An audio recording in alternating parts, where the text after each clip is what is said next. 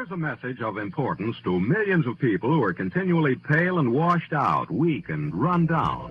Doctors will tell you that these conditions are often caused by a deficiency of iron.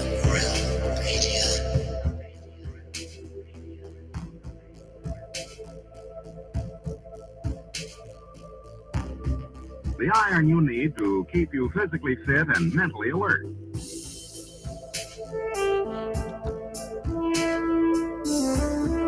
Medical studies show that 2 out of 3 women and many, many men lack the daily iron your body requires in a form your body can easily use and put to work.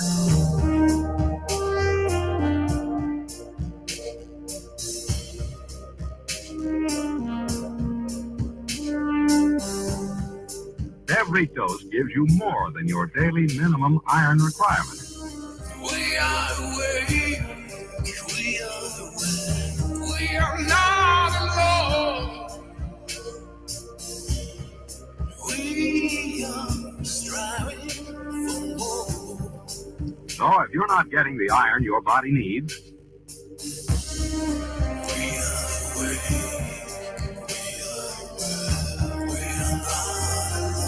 if you feel weak, run down, and are easily upset,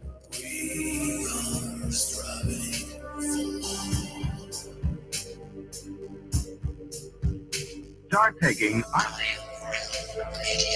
today.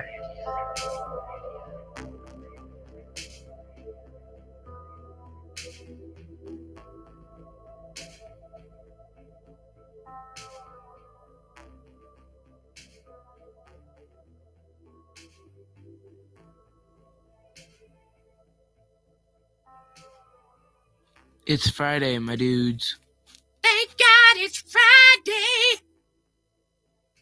And a TGIF to you all. Welcome to Have No Sphere right here on the Iron Rea Media YouTube channel.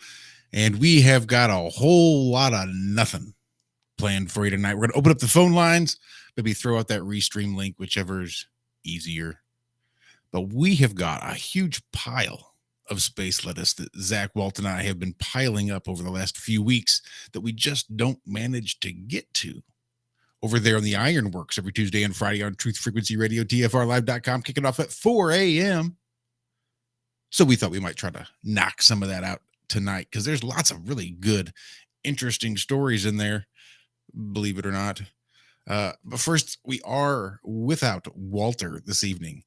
He is in full recovery mode and is likely hopped up on some decent pain meds because, well, we'll let Zach talk about exactly why we think he's probably got some of them good pain meds going on. What's up, Zach? How you doing? Hey, Josh. Hey, everybody. Yeah, Walt, I just texted him before the show. I knew he wasn't going to be jumping on, but I was just saying, hey, hope you're feeling all right, man. You know? And he's like, oh, I'm feeling all right. Not too bad. Hey, I'm going to jump on in a few because we play a game together. He's like, I'm going to jump on a few if you want to play. And right then I knew, yeah, he's probably feeling pretty good right now. If he's saying he's not in any pain and he has no idea that it's Friday at 5:30, it's like, yeah, he's probably feeling pretty good. So I sent him a message back, hey, man, I'm going to be jumping on the show here, but after the show, if you're still about. And he even sent back, I didn't say anything else after that because I didn't want to make him laugh. I didn't want to make his mouth hurt. And he sent back, LOL. Man, I don't even know what day it is. Or something I forget. But yeah, Walt, I hope you're feeling pretty good, brother. I know those pharmaceuticals that's one thing that they're good at is killing the pain. Making you forget about where that pain is. So it never killed my pain. It just took away my desire to give a shit about my pain. yeah, I guess that's it. But yeah, Walt's not giving a shit right now, hopefully. Hopefully Put not. it that way. Let's all throw some healing vibes out there towards Walter. And while we're at it, I got another special family member that I want to make sure gets some special energetic attention. Our buddy Nemo who you will often find in our chat. His wife and his brother, all three of them. All three of them have an excess of frenetic energy. We're just going to keep it kind of simple, and that's how we'll say it. We need them to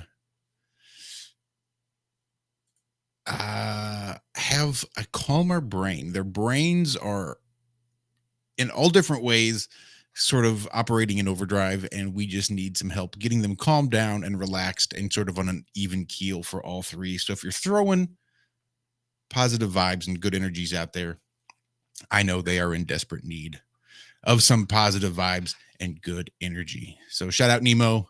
We love you, and to the missus, and to your brother, wherever he may be. Yeah, great people. I know Nemo and his wife. Was it his brother that came? I don't know if he was at Plateauberfest or not. I'm pretty sure that's right. But yeah. Yeah, I mean, it's crazy times. This world it can get to you. So yeah, some soothing vibes their way, for sure. For sure. Let's just go ahead and say hello to the lovely couple that we've got joining us this evening. It's the Nodells. Good evening, Cammie and Bob. How are you doing? Well, good evening. It's great to be here. Happy vibes to everybody. Magnetics, Walter, are off of the chart and swinging once again. I'm hoping that whatever they have you on brings you to a happy dimension. It never worked that way for me with painkillers. They always made it that I could only know what hurt in my body and nothing else. But I hope they work better and more fun for you. They make you puke a lot too. Yeah, they make me throw up. Yeah, they make me throw up. Yeah, it is fabulous. When you're in pain, it's just what you want is to be retching, and normally I deal with pain by directing my brain elsewhere. I will concentrate on a hard problem or something and just direct it in a very limited and try to ignore the pain in the background. But painkillers make it that I can't do that I can't get away from the pain. I don't know how to escape. I don't know where to think. So yeah, they've always been horrid for me. I'm hoping you're having a much better time on them. If you didn't know it was Friday and you felt like playing, that's good. If you're in a happy dimension, otherwise, please join us. I want to know about that happy dimension. It's been a crazy week. People are all over the place. How about you, Bobo? What's going on, man? Oh, just sitting here. I'm actually playing with my new speakers. I got some new pile drivers, and they are Bluetooth speakers. And I got them because this week I finally said, you know what? I am sick and tired of not having my hot tub anymore. So we went and we bought ourselves a brand new hot tub. Woo! And it's a beauty. It's very, very beautiful. So they're going to be pouring the foundation for it in a few days. And this time in a week to 10 days or so, we'll be digging our new hot tub. So I'm totally stoked on that. So jealous. Nice. Yep. And so will you, Zach. I mean, don't be acting like you're not going to be in there.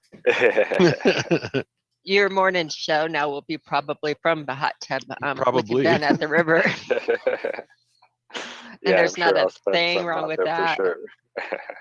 Nothing wrong with that. Got to see those early morning hours and enjoy some. So beautiful. Yep. I've done a few shows from the hot tub and Glow Busters and other people's shows. I think I've been on Iron Rea from the hot tub before too. That's awesome. Yeah, I'm almost positive you have. Yeah. Yep. I would do every show from the hot tub if I had one. Oh Yeah. God, they are so wonderful. I mean, and you never know how much you miss one until you don't have it anymore. And then it's like you have all these urges. You just want to go jump in it and but it's not there and it sucks. I can imagine. And they are really therapeutic. Mm-hmm. It's the only reason I like them, because it's the only way I can ever really be comfortable is after about 2 hours in a hot tub or a sauna, but hot tubs are cheaper. Mm-hmm. There Yep, is something magical about it. Yeah, being immersed in the water and especially in outdoors and looking at the trees, and there's something very healing about it. I agree. I think they're more medicinal or more therapeutic than most things out there. So yeah, I'll give it a wholeheartedly 2 thumbs up on that. There's nothing wrong with having a hot tub. I mean, it's good stuff.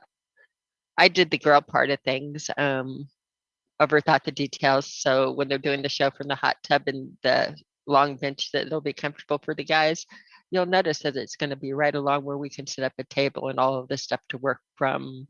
And it's a very protected area. It's the most protected area where your stuff can go. So yeah, I had it thought out on the fact that my boys would probably be streaming from the hot tub. Details make it nice. Well, and I used to also, say, well, it's always good to have a hot tub that holds like 500 gallons or so. That way you got extra water supplies. Whoopsie. But now that we have a river in our backyard, I really can't, lean on that excuse. I just said screw it. Yeah, So- the therapy value alone, you can just base it on that. And you just really want one, Yep. They are expensive though. I got to tell you, they've gone way up, and that's because of the shortage of everything. I mean, people cannot keep them in stock. We couldn't even believe we found this one, but we lucked out on it. But everybody's got them back ordered till next year sometime. You have to, instead of go with the like national brands on the hot tubs and the big, that are being shipped in from overseas, you have to find like the one that we bought is made and sourced out of Tennessee. So you must have to find a local, plant that's delivering in your area and get those, because the calderas and the hot springs and the big named ones that I think ours is Wind Point or Four Winds or something like that. It has winds in it. Yeah, I don't remember what it was. It's But a yeah, nice hot tub. it's That's all I know. very nice hot tub, and it's made by like a smaller company. But yeah, they have you on that they have possible delivery in January or what on other ones, but that they're being held shipped in, and you never know when you're going to get it. So it feels nice to look into one. Meant Yeah, to be. anything right now that says possible delivery by any date is probably not trustworthy at all right now. Yep, Yeah, exactly. So ours is in stock. It's in the warehouse. They're just waiting to bring it to us. it has our And, name on the tag. He Yep. photographed it. The box. It's Yep. So it's so I went and I bought some really nice speakers for it so that we can play music outside by it, and they're permanent outdoor speakers, and so we're just setting it up, like you do. Nice. Yeah, Karen B was already talking about hot tub parties over at Bob and Cammy's. No doubt. Yeah. I noticed in the chat that they were send Christian Knapp your address. He needs hot tub therapy or whatever. Yo, Nathan, Christian Knapp has our address. Were you not here for last week where he was doing the show from our house? So yeah, he'll definitely be welcome to come and have some hot tub therapy. It's a wonderful thing. Everybody should have it. Yep. So yeah, so that's between that and I'm kind of making a few show notes and stuff for the shows. It's weird doing 2 shows a week now. It's just, I don't know, I still haven't gotten used to it. I mean, I always had a hard time with 1 show a week trying to keep content up, and it's really difficult. A lot of time, well, I mean, sometimes there just isn't shit going on, and it's like, okay, what are we going to talk about? Yeah, or it's the same old thing, Yeah. like our space lettuce stuff. That's why we barely cover it anymore, because it's all the same stuff we talked about 6 months ago. Mhm. The same exact story is just being recycled. Yeah. So, yeah, well, that's it is. because It's NASA hard. just keeps pushing their launch dates off, for one additional stupid reason on top of another, right? Would you hear Elon saying SpaceX is going to go bankrupt? Oh over yeah. the new thruster that they're trying to build, and this and that and yada yada yada. They're saying, oh yeah, it's probably gonna, so they're gonna have to push back the moon mission again even further, because this thruster isn't going to be able to be built by SpaceX, and they're going to have to find a company that can do it, and blah blah blah blah blah. Yeah, it's just a never-ending story.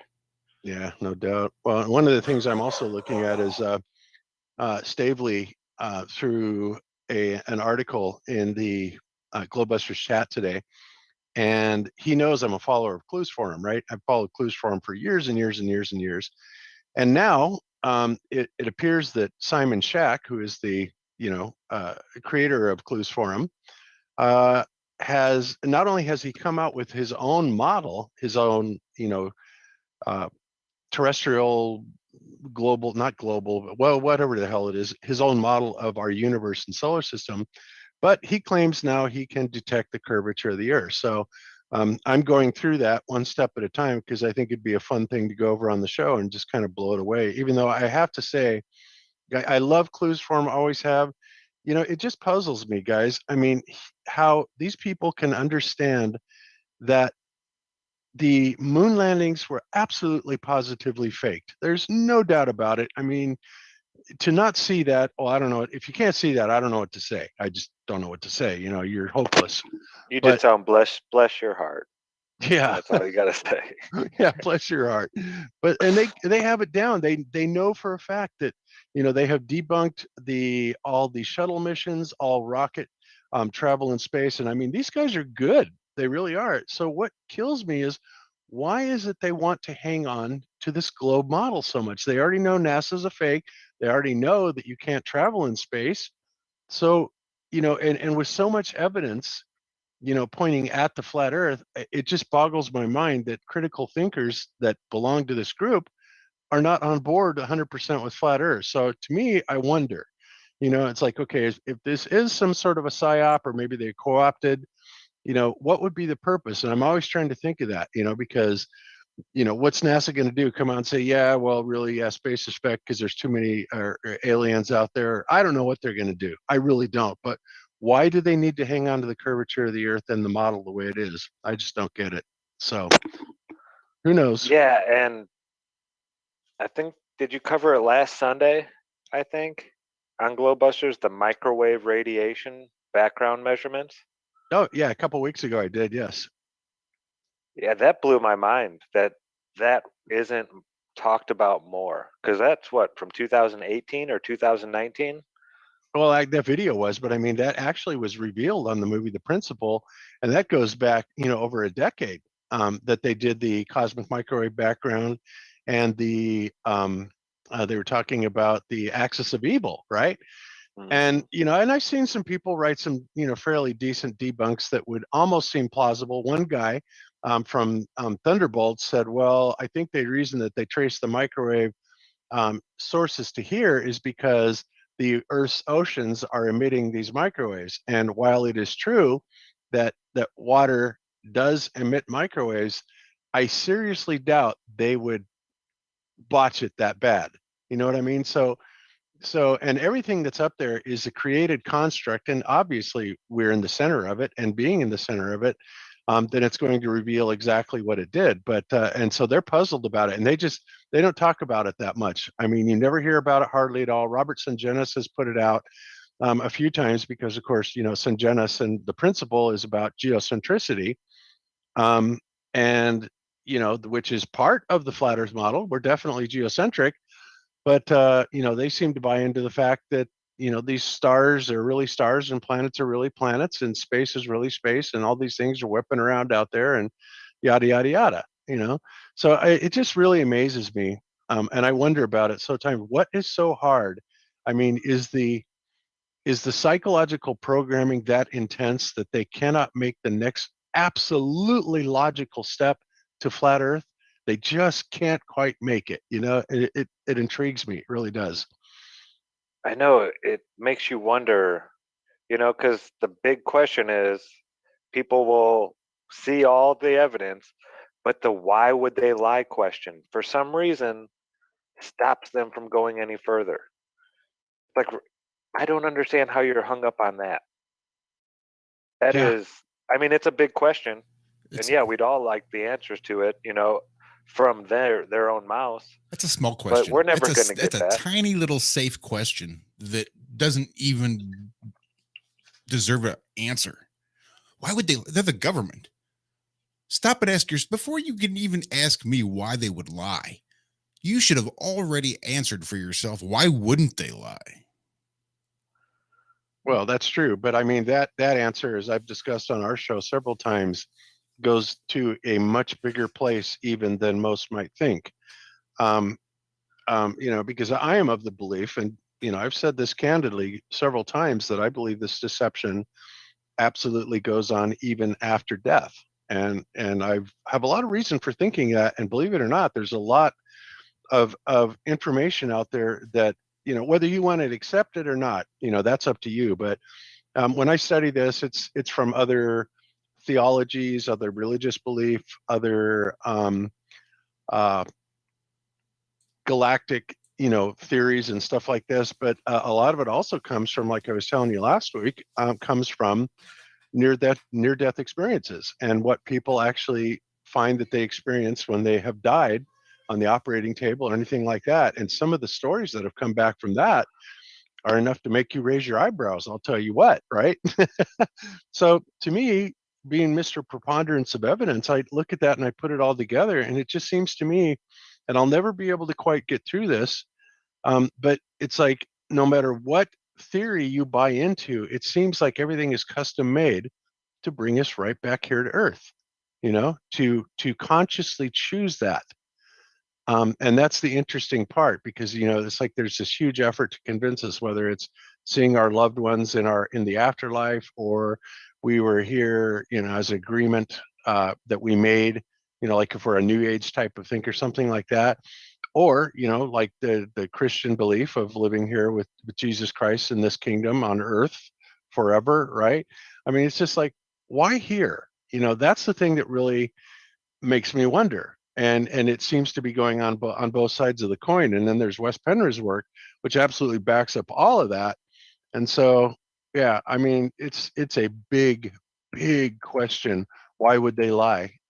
It's almost incomprehensibly big, I think. Yeah, but I think Josh nailed it. It's just enough for them to put flat Earth back up on the shelf and just say, it can't be. Even though all this stuff, there's got to be some scientist out there that could explain this with a big equation. So these people have to be wrong, because all the scientists can't be wrong. And yeah, why would they lie? Yeah, that's their go-to. it's a I'll tell you multi-tiered why. answer. I'll tell you why. This is William Casey, the CIA director, his first meeting in 1981. We'll know our disinformation program is complete when everything the American public believes is false. Yep. But Now, the CIA is not supposed to do anything inside American soil. True. And so his statement right there is a breach of protocol. And shouldn't be happening. So wait a minute, it's like, why is it we're trying to go after the American people? And why the American people? Why did he not say the whole world, right? Because I think that's obviously what he meant. The whole world will be deceived, right? Will be, completely lost. But all the intelligence agencies, like I said, when you look at things like the Antarctic Treaty, it's very clear that when it comes right down to keeping this secret and perpetuating a lie, they are most effective at being able to do it.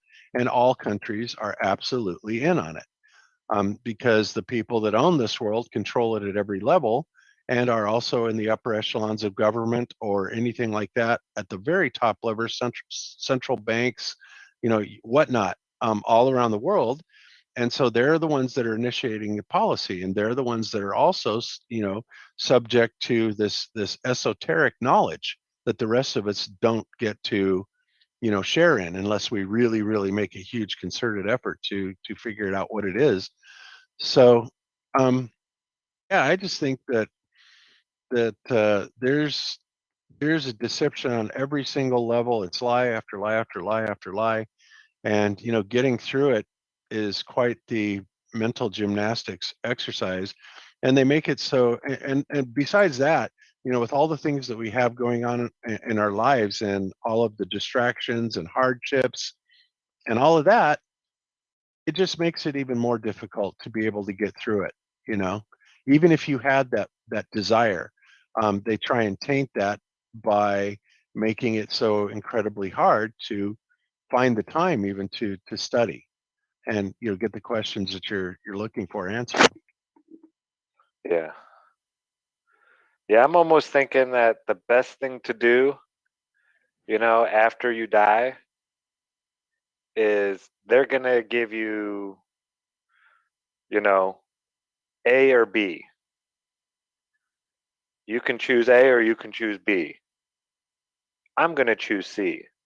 I think that's one of the lessons here is we're given a lot of the times, just like the Republicans and Democrats, this and that, Protestant, Catholic, Christian, Muslim, we're given two different choices to choose from.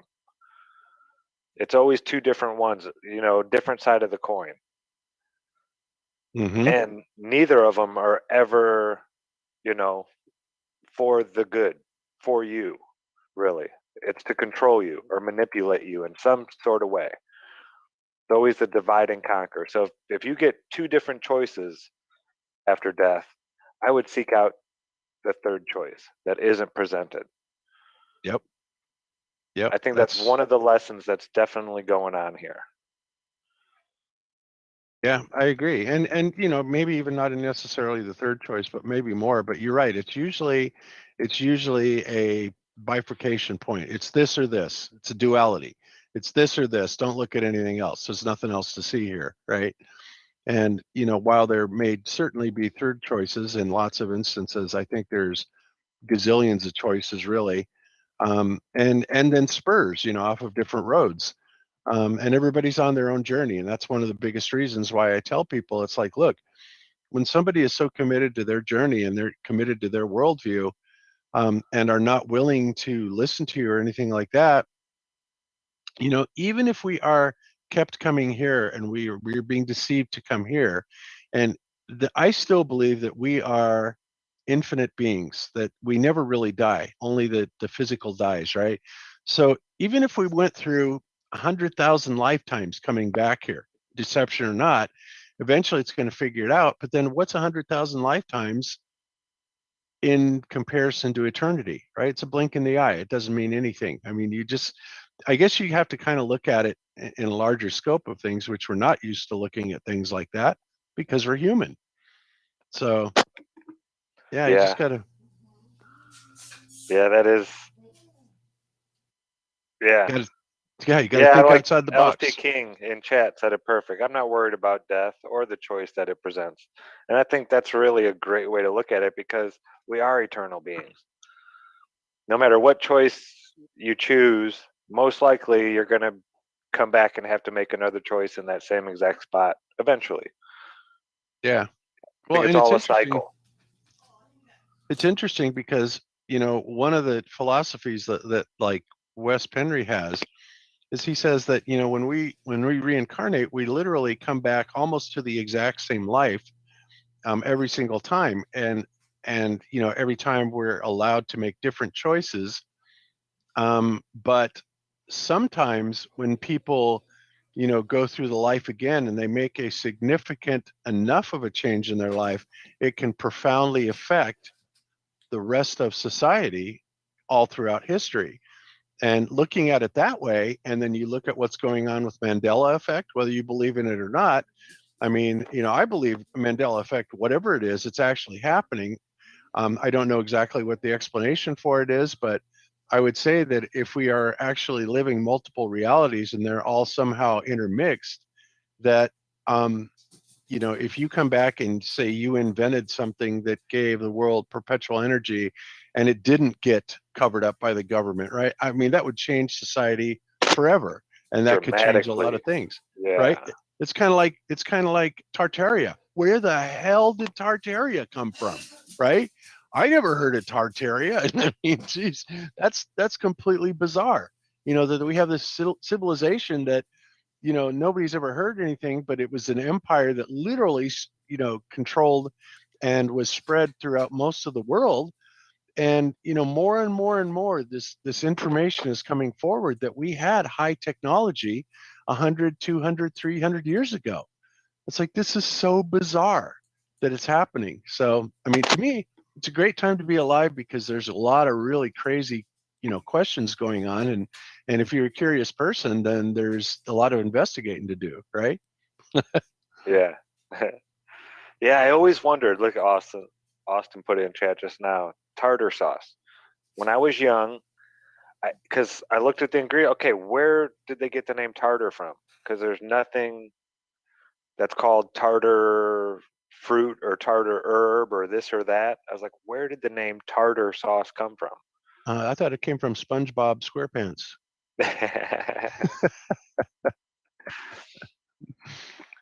I don't know. It's crazy. I mean, you can sit around and you can either be completely straight or you can smoke a doobie and just contemplate stuff like this. But I think there are some of us, and a large part of us, make up this community that we're in, that are just naturally curious about things like that, and always thinking about what's on the other side of the box, or you know what I mean. And it's unfortunate because we look at the rest of the world that are just happily living lives in their little closed-in boxes, and they believe everything they're told and do whatever they're told, and it's to us it is a shocking reality. And I think it's going to get a lot more shocking, honestly, because it seems to get weirder every day, all the stuff that goes on. Yeah, it really has. It seems like it's accelerating as well. Yep, that's for sure. It seems like, yeah, every day. I mean, you can put away the BS, MSM, and Hollywood and all that stuff, and just observing reality is getting weirder and weirder and weirder every day. Even throw away all the COVID bullshit and all this other stuff, and there's still a lot of really weird. I think that's what a lot of this stuff is meant to be. It's just distractions, so you're not paying attention to what's actually going on around you. Yeah, I agree. It's an amazing system that they've set up. Yeah, I mean, they have a device in almost everybody's hand, and if it's not in your hand, it's hanging on your wall. yep, hanging on your wall, or your computer stand. I mean, whatever it is, we're literally, in the past 20 years, we've gone from not having any computers, virtually, to everybody's got one in their hand or their wall or whatever, and we can't even get through life without one, it seems like these days, because everything is based off of having a computer. And now they keep wanting to go back to this idea of a singularity. Was it Kurzweil, Ray Kurzweil, or whoever the guy's name was, that always used to talk about that, where That's right. we're heading into this AI type of civilization that they want to dominate. They even want to give us the idea that we can live forever by replacing our body parts by printed parts. Instead of having cells or anything like that, they are printing body parts.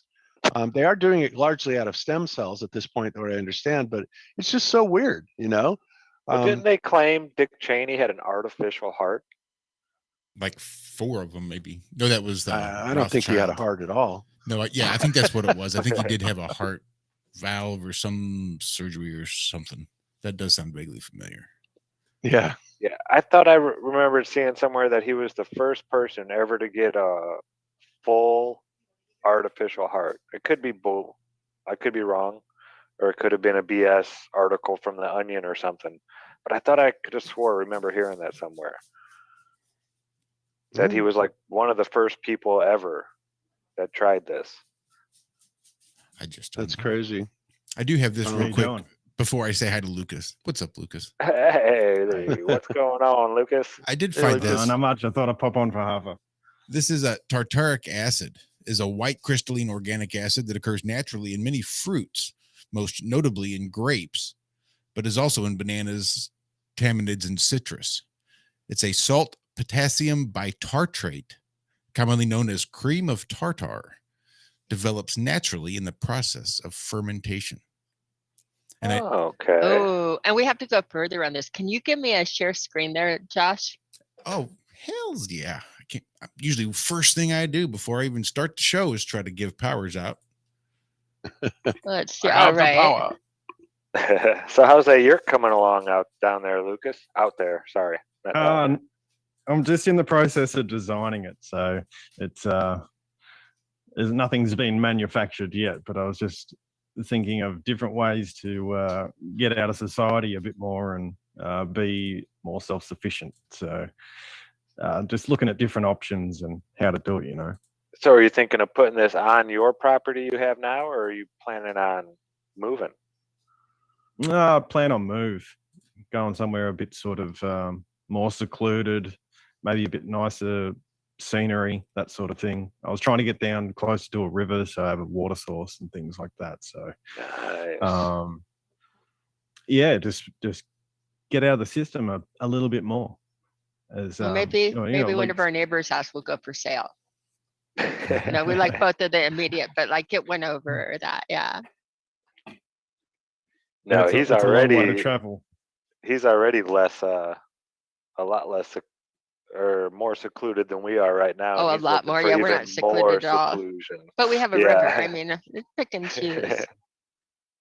You took me down a rabbit hole too on the sack, much like you went on, Josh. And I looked up the tartar sauce name meaning, which made me think of maybe a Mandela effect in process. I'm not quite sure now. The name is derived from the French sauce tartare. It is named after the tater. Notice there's no R here. The Tatar tribe, not Tartar, which came from Eurasia, stepped to occupy the parts of Ukraine and Russia. The Tartar, the R is back in it again. The Tartar introduced the finely minced meat eaten raw, which became named as Hamburg steak. The sauce used on the steak tartare became known as tartar sauce, or tartar sauce. But when you look up the Tatar tribe or the Tatar tribe, oops. If you look up the Tartars, you get taken to the Tatars now, or Tatars. Does that happen before? Because remember, now they're saying they're going back and forth in that story, and they're saying or Tartars, but they call me tater salad. they call me tater salad. Like, I don't know. I know I had these new headphones have a good range. They work perfectly into the kitchen. Bob and I are both on brand new headsets, thanks to my fabulous taking out multiple sets last week on the show.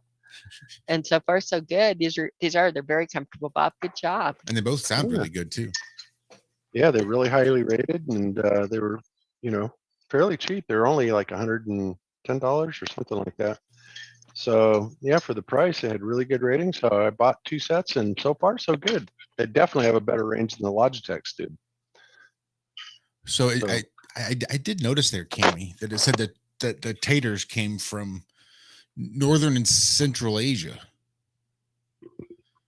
Right, now they're saying on my screen too that Tartary. Taters is an umbrella term for different. Let's make this bigger.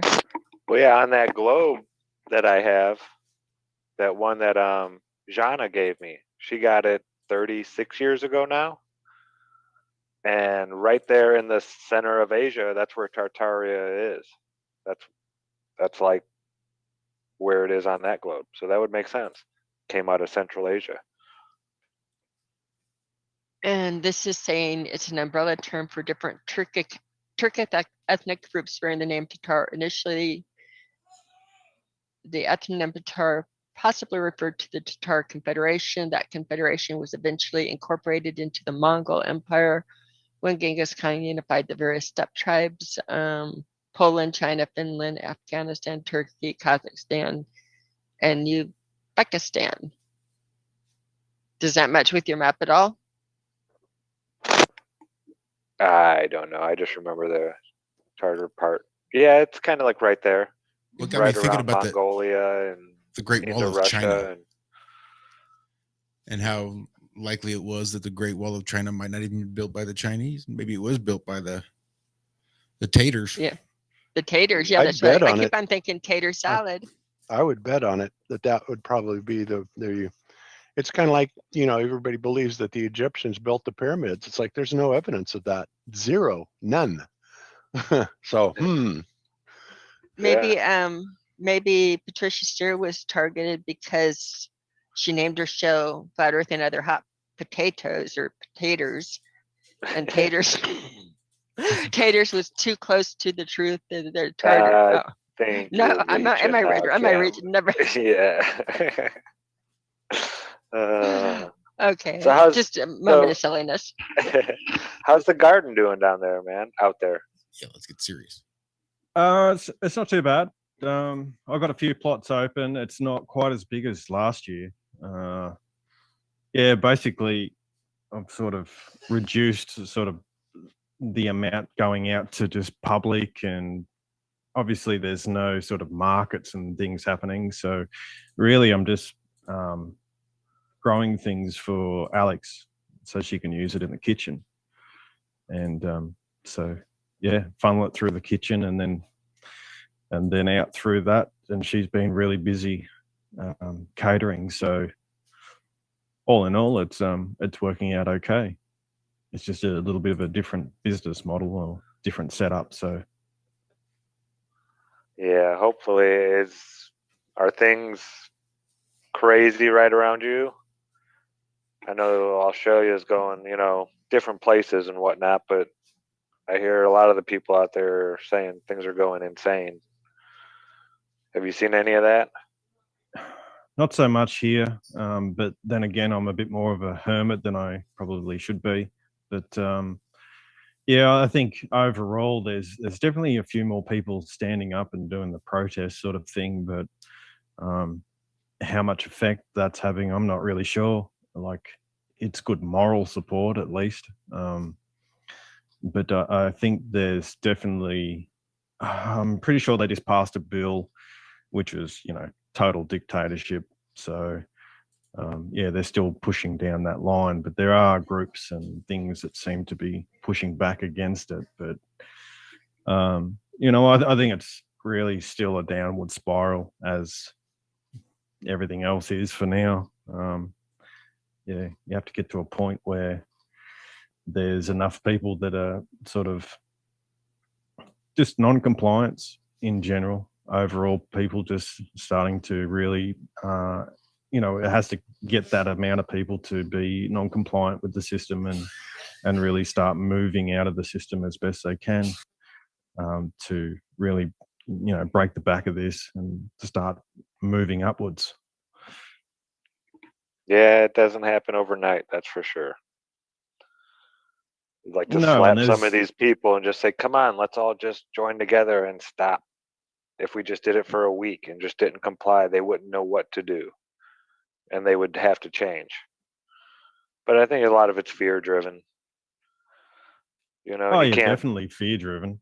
Yeah, you that's can't- the whole campaign. Yeah. yeah, you can't knock somebody for not making a rational decision when they're terrified.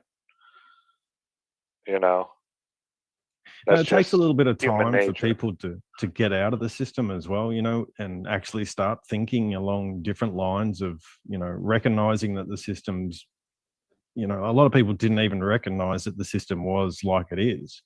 And so, they've still got to go through that recognition of it and then start to see, well, what is the opposite side of this coin and how do I get to there? And then that takes time, I've been working on it for years and I still think I'm extremely slow at being, self-sufficient and doing all those things. So for other people that are just recognizing that what the system's like and, what are the options to get out of it, well, it's going to take time for that as well, especially when they've been in jobs that, are, supporting their lifestyle in that manner. And yeah. Yeah, I'll be sending some good vibes out that way. It's got to get better eventually, right? Oh yeah, it will. Like, it's at the end of the day, you can say we win because the human spirit will always overcome these sort of these problems. But the problem's been manifesting for decades. So it's going to take a little while for it to be recognized for what it is, and then move into that next better system. And it really comes down to money at the end of the day. I just think it's the monetary system is one of the root causes of this.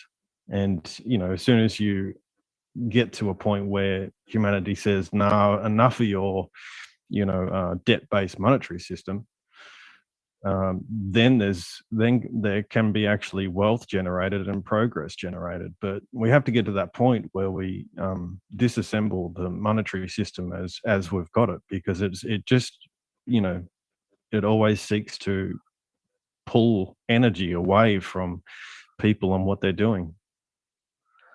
Well, yeah, wasn't it? Which one of those bastards? It might have been Rockefeller. No, it was the Rothschild who said, "I don't care who your leaders are. You can elect whoever you want. I want to control the money, the fiat currency, though." Oh, that would make money the root of all evil. What they're doing with money and playing around with it, if you're not paying attention in America, is not only are we draining it NASA-wise and putting it in crazy there, but our president is putting out the cry that as Americans, it is our duty to provide vaccinations for everybody in the world free. Brother. So that is our duty, the only thing that you can do. The only way that we can stop it is America has to stop it. Therefore, and as you all know, like, the pharmaceutical companies, they're donating all of this. So yeah, it's just a money filtering type of, again, pulling away right now, but from America to provide drugs for everybody in the world as your patriotic duty. You got to wonder.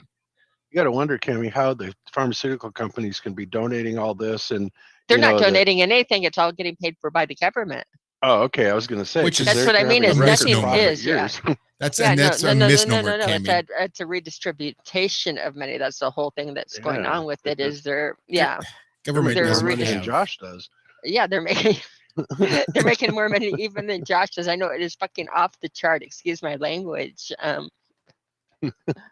Well, when we say money, it's not really money either. It's control. The true monies are, your gold and silver and things that actually retain wealth and can be divided and all those sort of attributes. But set up as what we have is assets, not really money at all. Yeah. Yeah, they had to change our United States Constitution to allow paper money to be printed, because it was written in the original Constitution that the money will not be played with. $1 of silver is 1 ounce, here and forever. 1 ounce of gold is $20. Here and forever. One of the few powers that we've given to the federal government is to regulate that monetary system between states, because you can't have 50 different types of currency trying to get switched back and forth every day between all these people and doing all the different things. So they had to come up with one solid currency for all 50 countries. Hence the US dollar, which, by the way, the government does not have, right? The government does not have money to pay the pharmaceutical companies. It takes money, no doubt. Yeah, no, we're what, 20, 30 trillion in debt now? It's like they're so far past running on fumes. It's ridiculous. It's getting to the point of like US dollars are running up into the type of Bitcoins and all the cryptos, where there's just, so many quadrillion of them out there, and we just got to mine them all or hoard them all and collect them all and fuck everybody that doesn't get it. Yeah. God, so many people have just lost their keys or whatever for their crypto. It's unbelievable. Cammie and I know this one family, she used to work for them, where their son had a crap ton of Bitcoin. And then he died, and nobody could find those crypto keys or the coin addresses. So, I mean, it could have been several $1 million right there. He was gone. One of those in on the very, very, very, very grand level, like ordering a pizza and that with it. I mean, he had thousands of Bitcoin, thousands of. Oh wow! You'd be like ripping your house apart trying to find when it even got when it was even code? At 700, when it was even up like 700, the family was trying to do that. Where's the code, or where's it encrypted on it? But yeah, the irony of it is his family was telling him how what he was doing and with the Bitcoin, it was just all imaginary and would never result to something and to get out in the real world. And boy, were they wrong. There's wrong, and then there's wrong. Then there's like, damn, Yeah. It's unbelievable. What is Bitcoin up to anyway? A lot. It is I up don't to know. Last I heard it was 53,000. Oh, okay, it's dropped a little bit. Yeah. Yeah, Ethereum has gone up. 53,761. App Ethereum's has gone up. gone up. Yeah, in the last week, a little bit. Oh, that's cool. I think I need to Yeah, hire I've made Jaron it. for a consultation. I think that's what I need to do. Yeah, you made a little bit of money on it, Zach. Yeah. That's good. Yeah. Let's see. I'm not sure Hex what. took a hit and hasn't really come back up yet. Hex has been down. If you want to buy Hex, buy it now. It's low. I've been thinking about it actually, and Jaron said that too. So maybe, Yeah. you know, maybe spend a couple thousand on it and see what happens. I mean, I actually did an investment on Hex several months ago, and then it like doubled, and I made a truckload of money, but I cashed it all out, and then it went back down again. So it's like so far I've been surfing this wave, and I've been doing really well. But you know, it only takes one of those times where you do the wrong move, and you're like, "Fuck." Yeah. Yeah, you have to be careful on this one. The universe wanted you to have that hot tub, but doesn't want you to get greedy. Yeah, true. There's that, no doubt. But you know, what do you do? So let's see what Ray is up to right now. Ray is at $1.57, so not spectacular, but not bad. It fluctuates a lot. Yeah, it Ray does. is one of those that really, I mean, if you get it on, like you said, the high tide, you can make out like a bandit with Ray. Mm-hmm. Because it goes from $1.20 to $2.40, like in no time, and then back down again. So if you catch it at that right time, it really pays out. And the few times that I've cashed out the Ray for Ethereum, Ray went way up, Ray went way up and Ethereum went way down. I'm like, holy crap, perfect, you know? Yeah. That's usually when I'll dump it. You just said that backwards, but yeah. Oh, well, okay, whatever. You know what I meant. The reverse of it. Yeah, the reverse of it. We got you. Yeah. Yeah, I made money on it. That's all I was saying. But so far I've been very lucky. But you know, you can easily lose your ass on it too, people. So just keep that in mind. So you know, a lot of people say, don't, you know, if you're not comfortable in losing it, of course nobody's comfortable in losing it. But if you can't absorb the loss, then it's best not to do it, because it can happen. Yeah, I'm definitely happy to be over on Rockfin. I've seen you put out a few videos. Good stuff, just trying to slowly move my stuff across there, and working on about, I don't know, 3 different videos at the moment. Are you LC King on Rockfin also? Yeah. Oh, I have to look for you. I don't think I'm subscribed to you. Well, I subscribed you to him. Oh, yes, you did. Yes, I did. Thank you. Sorry, when I was under account management and doing some of the account management stuff that I do, I saw that you were there. Lucas welcomed you, and I took the liberty, Bob, knowing you'd want to see Lucas up there, so you are subscribed. Rockfin is getting huge. Everybody is there, except for Iron Rome. We've got to get Iron Rome there. We need to get over there because it's really, really getting big. Did they ever interview you, Josh? Nope. Because I did send in a recommendation. I know you copied me on the email chain. I saw it. Awesome Austin did the same thing. Sent them an email as well, doing it again. And I get notifications when people upload videos, but I don't hear anything from Rockfin proper. Oh, that sucks. It's all right. We're used to it. Well, it could happen. You never know. I mean, sometimes it takes them a while, you know. What's funny is I was just thinking about this. The first person, as far as I am aware, in the entire flat earth community that hang around in our circles, the first person to go to Rockfin was me. And then Jaron followed up right behind me. And then we managed to bring over, most of the community. And it's so far it's been good. They do still have some bugs. But I think that, they're working on them, and, it's not going to turn into YouTube overnight. But then let's hope it never turns into YouTube, because that's the problem, right?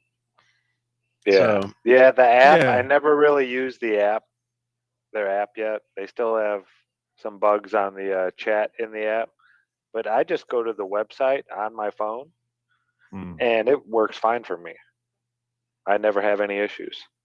Good idea. Never thought about that.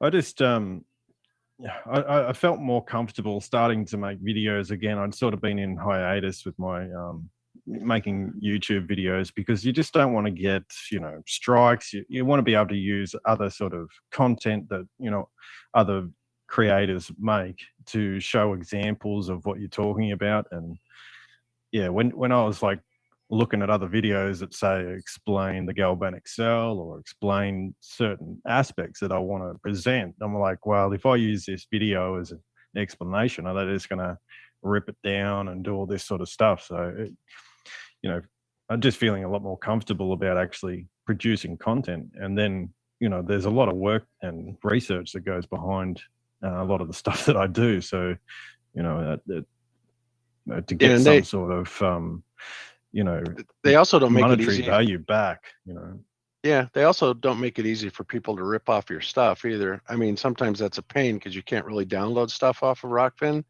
But frankly, I think in the long run, I kind of like having it that way. And if it's something that I don't care about being shared necessarily, I'll put it out on DLive or on YouTube, But other than that, especially when you have all these people that are making these hit videos and they're, recording everything that you do, and, they can't really do that too easily on Rockfin. You can do it. Obviously, you just have to do a screen capture, but they do make it a little bit hard at least. But I can't believe freaking crazy people everywhere just hit video this, hit video that. What is wrong with people, man? There's got to be something in know. the. I bet if you got a real astrologer right now, I bet they could explain exactly what's going on. Were you guys listening to Baby Truther's show yesterday? I heard a bit on it, and David Weiss was talking about how he had a reading, and a very, very in-depth reading. And No, I didn't hear about it. Oh, no. And he was saying on how on the reading, he said, the reading said that there would be like turbulence between like a lot of mudslinging type of things that would be peaking out in mid-November, but carrying through to like February, I think is what he said, but like all kinds of aggravations and energies and people turning against each other and craziness, that again, according to his astrologer, it reached its peak in November, but it's not going to die out. It's going to straggle through about February. And it's not just in there's FE. been some crazy energies, like for me personally, just home life and things like that. And just, it's almost like the other week, it was just like a full breakdown at our house. And I was just like, what is going on? This is, where did this come from? But it's, one of those things that sort of sits underneath, and then, with all this stuff that's going on, I think it just slowly builds up in that subconscious, and then all of a sudden you can be triggered. And I've been going through a really rough time, I think it is in the stars, in the luminaries above, something, because it seems like it's happening in every aspect right now. Right, exactly. Sports players are turning on their own teammates, the politicians are turning on their own parties, and it seems to be happening like everywhere right now. Our energy is almost like attack right now, that we're on edge and are edgy and are looking at things to, aggravated energy almost. That makes sense. For sure, 100%. And I watch the magnetic field daily, and sure enough, it's pulling, jagging, and it's just ripping between 0 and -10 back and forth, like spiking on the scale. It doesn't feel like a gentle. Sometimes watching it, the waves feel gentle, and it's a very spiky pattern we're under magnetically. Yeah, so I think everybody should pay attention around them. And when you feel angry and want to snap out at somebody, take a few breaths and say, am I really like angry, or is it just the energy? Yeah, I can't remember the guy's name off the top of my head, but he's the one that has the universe in the pod theory. He's the black guy. Anyway, Martin Kenny. Yeah, Martin Kenny did a video in 2019, and I still have it. In fact, it popped up the other day. I was going through it, and then I watched it. And it's like, holy cow. He goes through and he names all these dates of all this crazy shit that was supposed to, happen, while as far as astronomical alignments and energetic alignments, which would cause, impacts, monetarily, psychologically, blah, blah, blah, blah, blah. And everything that he said about 2020 absolutely did happen. And 2021, it's carried through. And at some point, it's got to be tapering. But, I'm just going, please, when's it going to stop? Because it's been one hell of a roller coaster ride from the elections and everything about them on forward. It's just crazy. Yeah, well, when you look at sort of like the galvanic system and how the planets interact, they're corresponding to each other. They're moving through each other, and the sun becomes basically the accumulator of the energy and output. So, these are frequencies as well. So depending on where the planets are, then how they're interacting with the sun, then all the astrology sort of makes a lot of sense. I mean, it's some of it I disagree with or don't know where they get the roots of their knowledge from. But, it does make a lot of sense when you put it into frequency patterns and those sort of things. And it, I tend to believe things that definitely affect the body. Without a doubt. I mean, astrology is a science, and I do call it a science. It's a lost science. It's a real science. It's something that I think that even these days, I've had a couple of really, really good readings done by people that, they were very credible, very much into it. Their whole life was about astrology. They knew exactly what they were doing, and they did these readings on me, and it described me to the T. Everything about me was absolutely, phenomenal. And, so I tend to think, and that knowing things like, millionaires don't use astrologers, but billionaires do. When you understand the energetic matrix that's going on above our head and can actually interpret it, you can obviously use that to your advantage. And I think that people that, that's one of the biggest reasons that it's crapped on by the mainstream. They want you to believe that, Gene Dixon's Sunday newspaper column is the Actual end all. astrology Yeah, is actually, yeah, and it's nonsense. not what they publish and what you're getting out in mainstream. It might, I liked Jaron did this on Truther Show yesterday, and I thought it was a great reality filter with what they're putting out with the newspapers. If you took away and shuffled the horoscopes for the day and gave you the 12 possible ones, could you pick out your horoscope? Could you pick out which one of those was yours out of those if you took the titles away, Aries or Cancer or that? And you'll find out that they're all so generic that like almost all of them work on everybody. You can find that aspect of it, but that is part of the mind game, to take it that you can disprove it because it's, silly and that.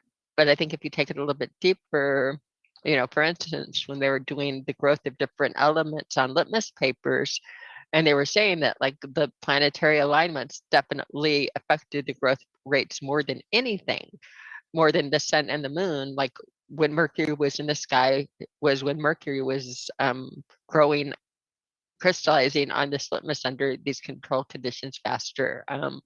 They did it trying to time like sun and moon cycles, daytime, daylight, all kinds of different variables. Retrograde is a big one too. And retrograde was a big thing. It affected it. Yeah. And the retrograde affected the growth dramatically too, by the way. I think it might have even stunted it, Zach. That's something to think about. It's been so many years since I've looked at those papers, but it was fascinating. The connections that you're there that you don't hear about.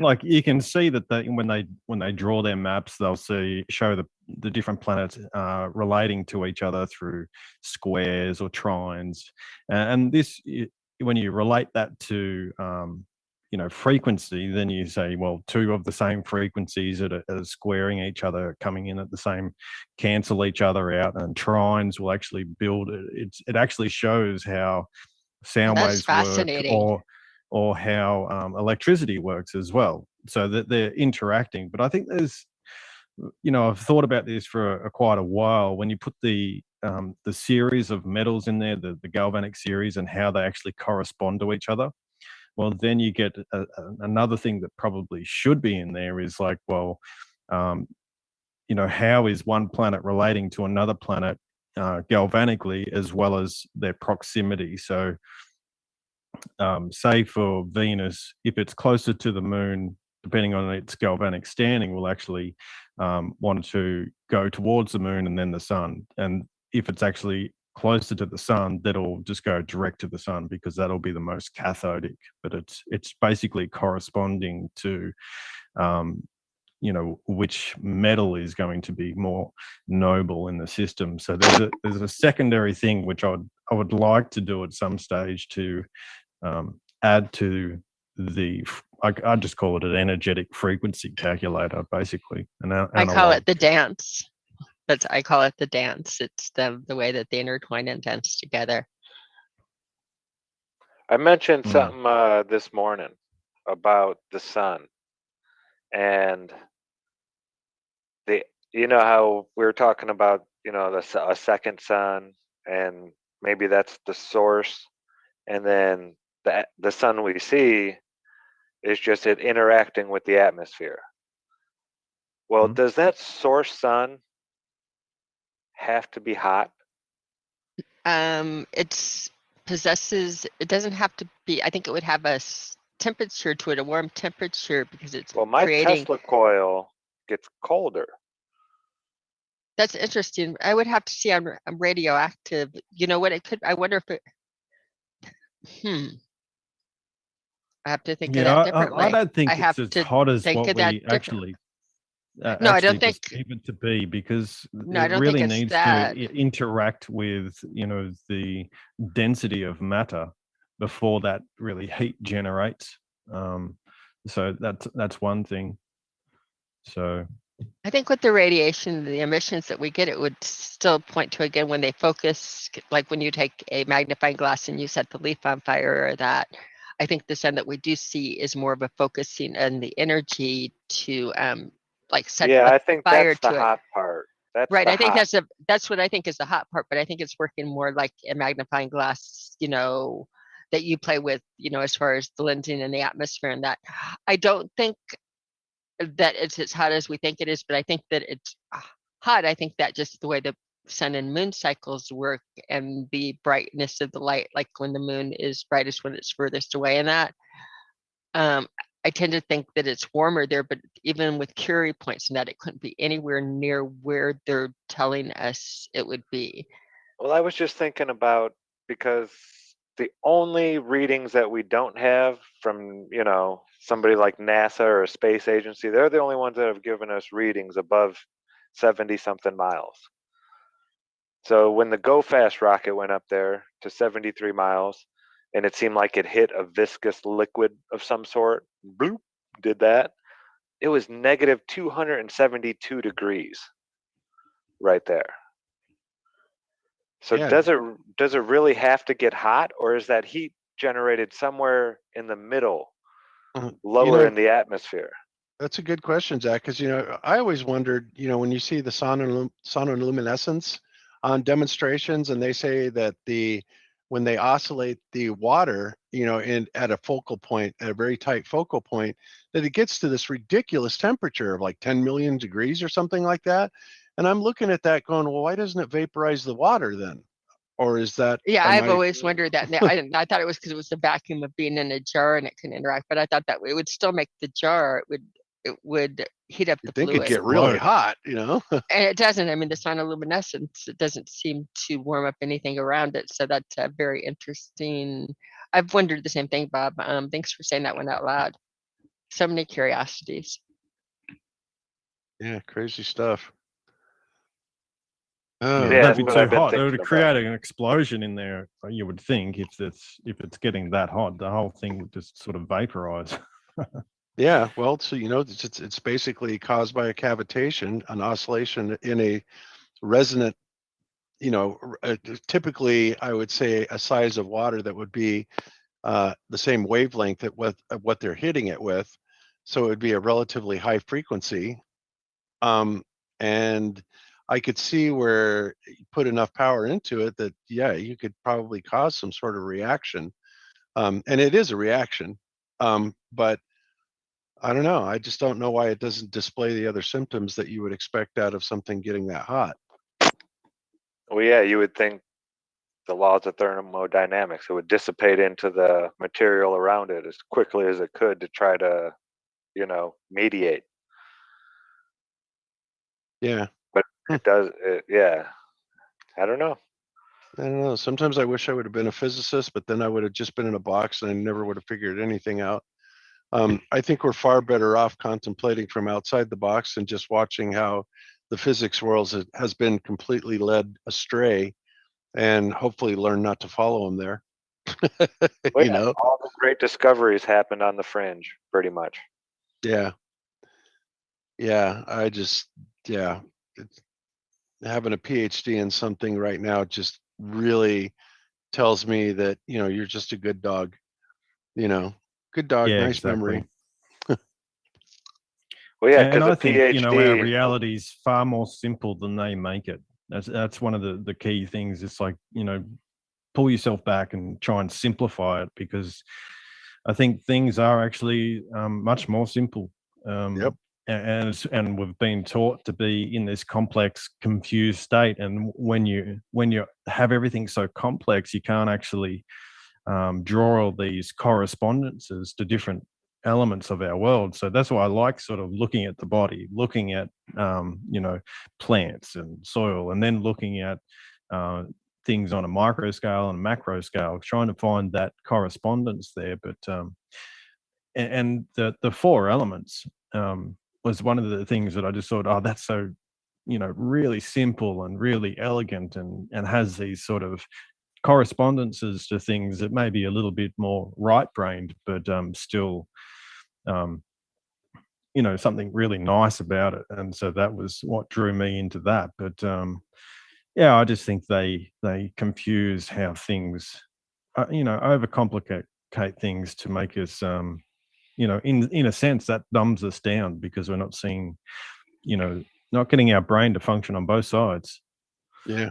Agreed. It's weird you say the four elements, because as soon as you said that, I wondered, it's like, are you talking about the four elements that really aren't elements, that are elements? Earth, wind, fire, water, which Hmm. technically are not elemental, but, in some ways they absolutely are, Yeah, depending on how fission, you're looking at them. fusion. Yeah. Yeah, well, it's like these overarching concepts. Like, I always bang on about the Trinity, but it's an overarching concept that you can apply to everything, and it's very simple. It's, the two polarities and this midpoint between them. And so when you start to apply that to everything you see, well, you can actually find a correspondence. And the same with the four elements. You can look at a plant and go, well, it needs earth, it needs air, it needs, fire and oxygen, to actually live. So it needs the four elements. Or you could look at it as in, the states of matter, solid, liquid, gas, and plasma. Mhm. So it has these correspondences that really,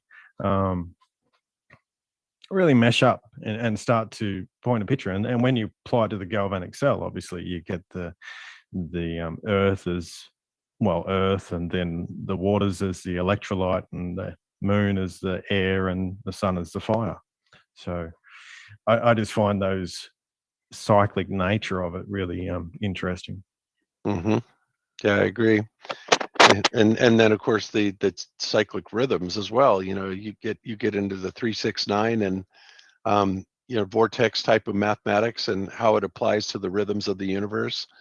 I mean, Mhm. it's God, we are just disconnected, so disconnected in every way. And everything that they do find that's a good thing, they try and corrupt it, like going from esophageal to diatonic. And it's amazing, because there's a lot of people out there that say there's nothing wrong with the diatonic scale, and there may not be, and they actually present a decent case for it. But I know that when I listen to music that's tuned in esophageal, it's a completely different experience for me. I can't explain it. It's just theoretically a different key, but it feels better. So, I mean, it's just things like that. It's My guitar likes to be tuned to 432. It yeah. does. It When I go to 440, it feels like the strings are going to break, and sometimes they do. My bottom E will break when I have to tune it to 440. 432 is just right. It And then when I tune it to 432, it barely ever comes out of tune. 440, I always have to go and adjust the bottom two strings usually, and maybe the fifth string up there. They don't like being in that range for some reason. But 432, I put in 432. I barely ever have to tune it again. It just likes to stay right there. It's like it wants to be there. I can't explain it any other way. That's just any other guitarist out there, if you know what I'm talking. Because Walt said the same thing. I don't know from a guitar standpoint, but I'd love to see maybe Bob was talking about maybe making some of the John Ellis water, which has a lot of excess, which the excess we can use to fill the hot tub. But maybe when we made the water, we could do some tests and put headphones on one jug with Sophageo, and on the other jug.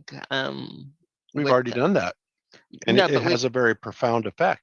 it has a very, very profound effect. But what if we put another jug with the sound of headphones and the other scale? Oh, diatonic? Right. No, I suppose One. we could try it. And just see if there's a difference on how the water tastes. So what about, yeah. Yeah, That would be Even a check fun them one. out underneath the microscope. See We if there's could. any physical difference. We could do that. well, they say that And the taste John Ellis difference, water machine actually changes the molecular bonding angle of the water molecule. And, while I don't know if that's true or not, John Ellis claims it's true. People that have looked at the water claim that it's true. So whatever. And I don't know exactly what that means. But I do know that it's interesting. The John Ellis, if you guys aren't familiar with John Ellis water, there is a John Ellis water machine, which is basically nothing. It's a little bit different than a distiller, but it's essentially a distiller at its heart. But in the distilling chamber, in the chamber where that's boiled off and turned into steam, there's also a couple of super high intensity full spectrum light bulbs in there. And the idea is when the water gets turned to the gaseous state, or the steam, that it's being irradiated by full spectrum light. And it definitely has a profound effect on it. And one of the things that we did with it, just when we were playing around with it, is we took this one album that was created with Sophageo tones. What was it called again, Cami? Do you remember? You're muted, I think. Holy Harmony. Oh, Holy Harmony. Yeah, okay, Holy Harmony. And I was muted. Yes, I know. I could hear you through the door, but I didn't hear you here. But anyway, so Holy Harmony, which is a Sophageo-based, music, and I put a set of headphones over the top of this 5-gallon jug and just played it over and over and over again for 2 days. And guys, I got to tell you, when we got done with that and we poured that water, it was the freshest smell you have ever smelled in your life. Like nothing, I mean, like a spring rain, but even better. And the water was sweet. It's indescribable. It was absolutely the best thing I've ever had in my life. And, all of that just came from simply, making the John Ellis water, which was always already good in the first place. But, just to let it sit there and listen to Sophageo-based frequencies made a huge difference into how it tasted and made you feel. I guess there's you got to wonder what the the sun's giving off all these frequencies and interacting with the earth through the telluric currents, if it's not freshening up the water and doing things like that as well to create health. Yeah, well, they say that one of the things that in nature that purifies the water, of course, is it going up, rising up through the atmosphere, becoming superheated by lightning strikes and stuff like that. And also the lightning, when it discharges a pretty potent full spectrum light. So, I mean, nature, and that was the idea that John Ellis was trying to take away when he created his water machine, to kind of do it the way that nature did it. And that's, and to me, it made logical sense. So I think you're right, Lucas. It's all in, re-energizing it and putting it back, restoring it the way that nature would do it.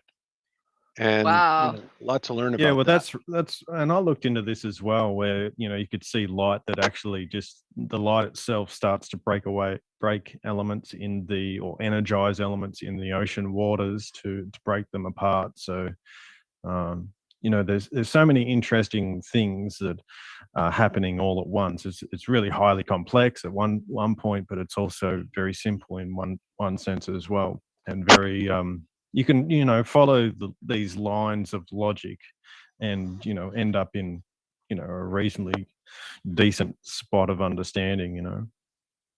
Hmm. Liberty guy off grid is saying the John Ellis water is very expensive. There's someone on eBay selling it 1 gallon jars for $125. It's not surprising. Wow. You know why? I'll tell you why. It's Because expensive to make. for every gallon that you make, you waste about 6 gallons in discharge. And this is what Cami was talking about. Because the way it works, it literally flows water through that, and then it recycles through this chamber, and so it cycles it through 3 or 4 or 5, 6 times, and you get this ultra uber purified, uber energized water. But like I said, for every gallon, I'd say at least 6 gallons, if not more, maybe 10, goes to discharge. So what we did is I said, you know what, rather than just let all this energized water go down the drain, let's fill up the hot tub with it. And oh my God, it felt like you were floating in champagne. It felt so good. It was absolutely amazing.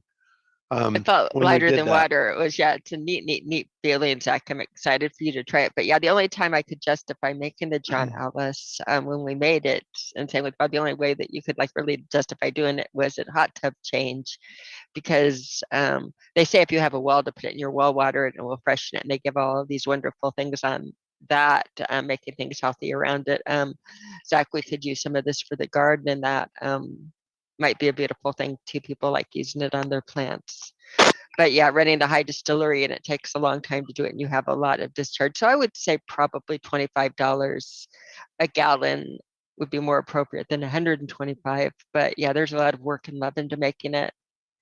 Yeah. Hey, just out of curiosity, I keep hearing a discharge. Do you know who that is? Is that you, Cami, or is that somebody else? I don't know. I think it's Zach. You think it's Zach? Oh, Is it okay. me? I don't When know. you go mute, when you turn your mute on and that. I'm going to Okay. turn my mute on right now and see if it's me. Did Yep, it just just do did it. It just Yeah, did that it. was me. Oh, okay. That's what that Oh, is. That's Okay, and weird. this,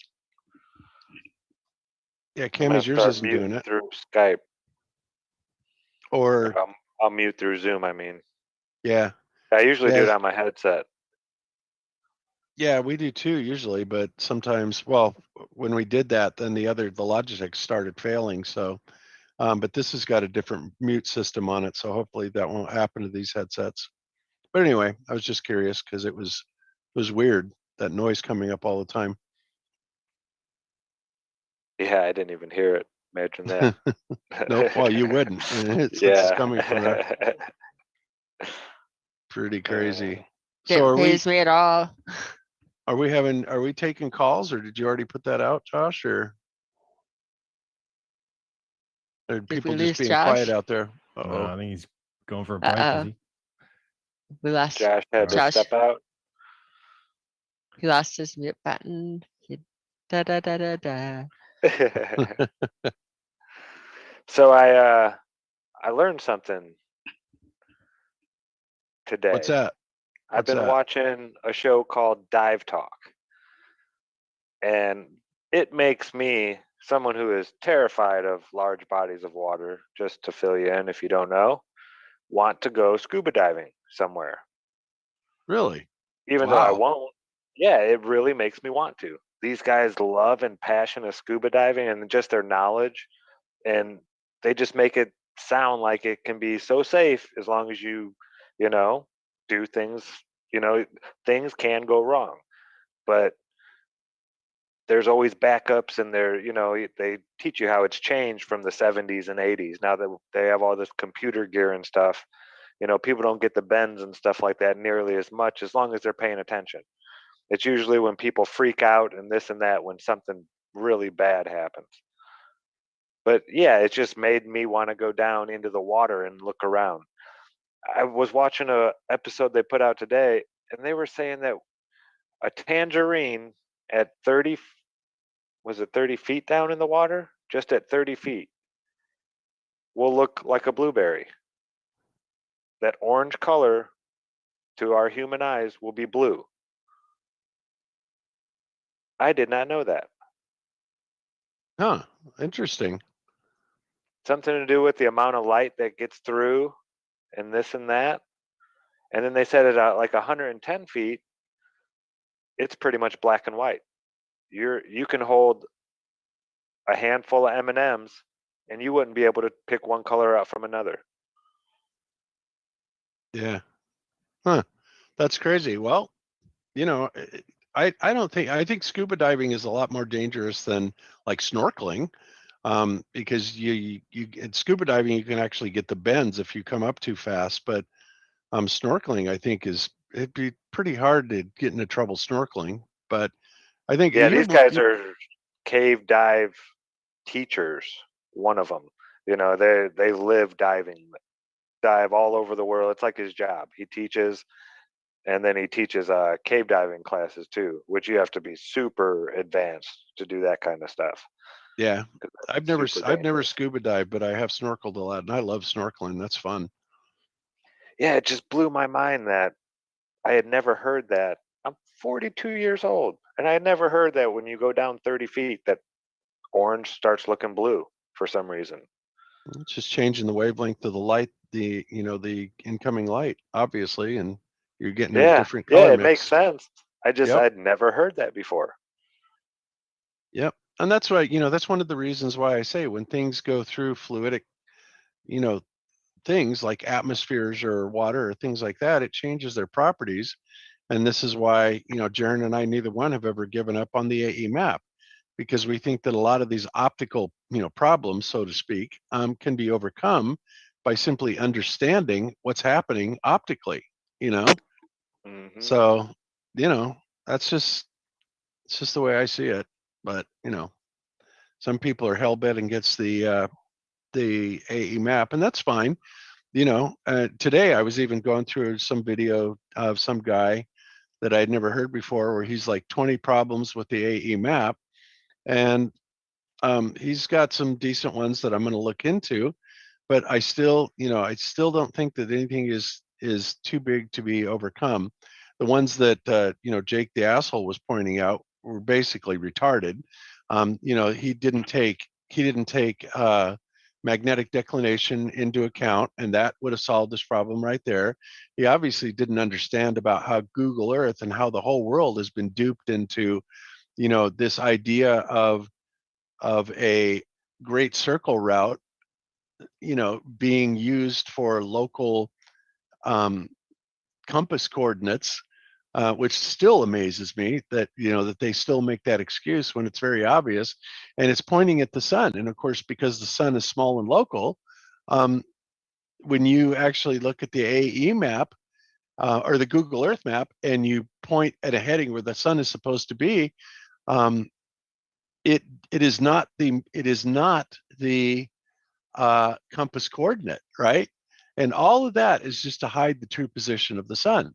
But they call it a great circle map. It's crazy. You've all seen Jaron and I demonstrate that a million times on Google Earth, right? But Yeah. it's just Oh, yeah. amazing to me how people, oh no, that's you stupid dumb, you dumbasses, you stupid flat earthers, you don't understand. That's for the great circle route. It's like, yeah, if there was a great circle, but there isn't one. Got to find R first. I think. Yeah, Whoops. Go ahead, Zach. I was just gonna say AJC 1844. Mm-hmm. He did a great one of his shorts or smarts, Flat Earth Smarts. It's on his channel, AJC 1844. I think it's number 12, maybe it's 13, but he shows on a planisphere, which is flat, and circular, the AE map, exactly how the 12-hour day rising on the equator, setting on the east and west for everybody. He shows exactly how it works on a flat surface, so it does work, and they've known about it for before the globe was even invented. People were doing this on planispheres. Yep. But Now- once you go ahead, Kimmy. Oh, go ahead. I was just going to say I'm dropping a JC's channel into the chat right now. You can never say and get enough stuff about his work and how underrated he is.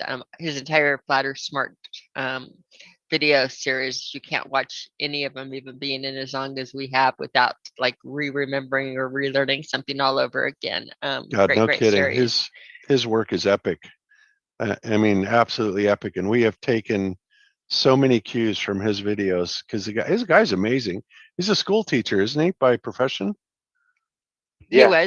He's retired now. His name is Adam, and he is not only like brilliant, but he's a very, very, very nice man. I'm trying to sit there and let, I think it was Flatter Smart's 10 Mapping 101. Is that the one that you're looking for? I was going to drop the video in the chat for you, Zach. I'm not sure. I know it had to do with the stars. Okay, 12 is Twinkle Twinkle Little Star. Let's go for that one. Even if I get it wrong, and you also have Cracking the Moon, which was fabulous. I'm going to put in 12.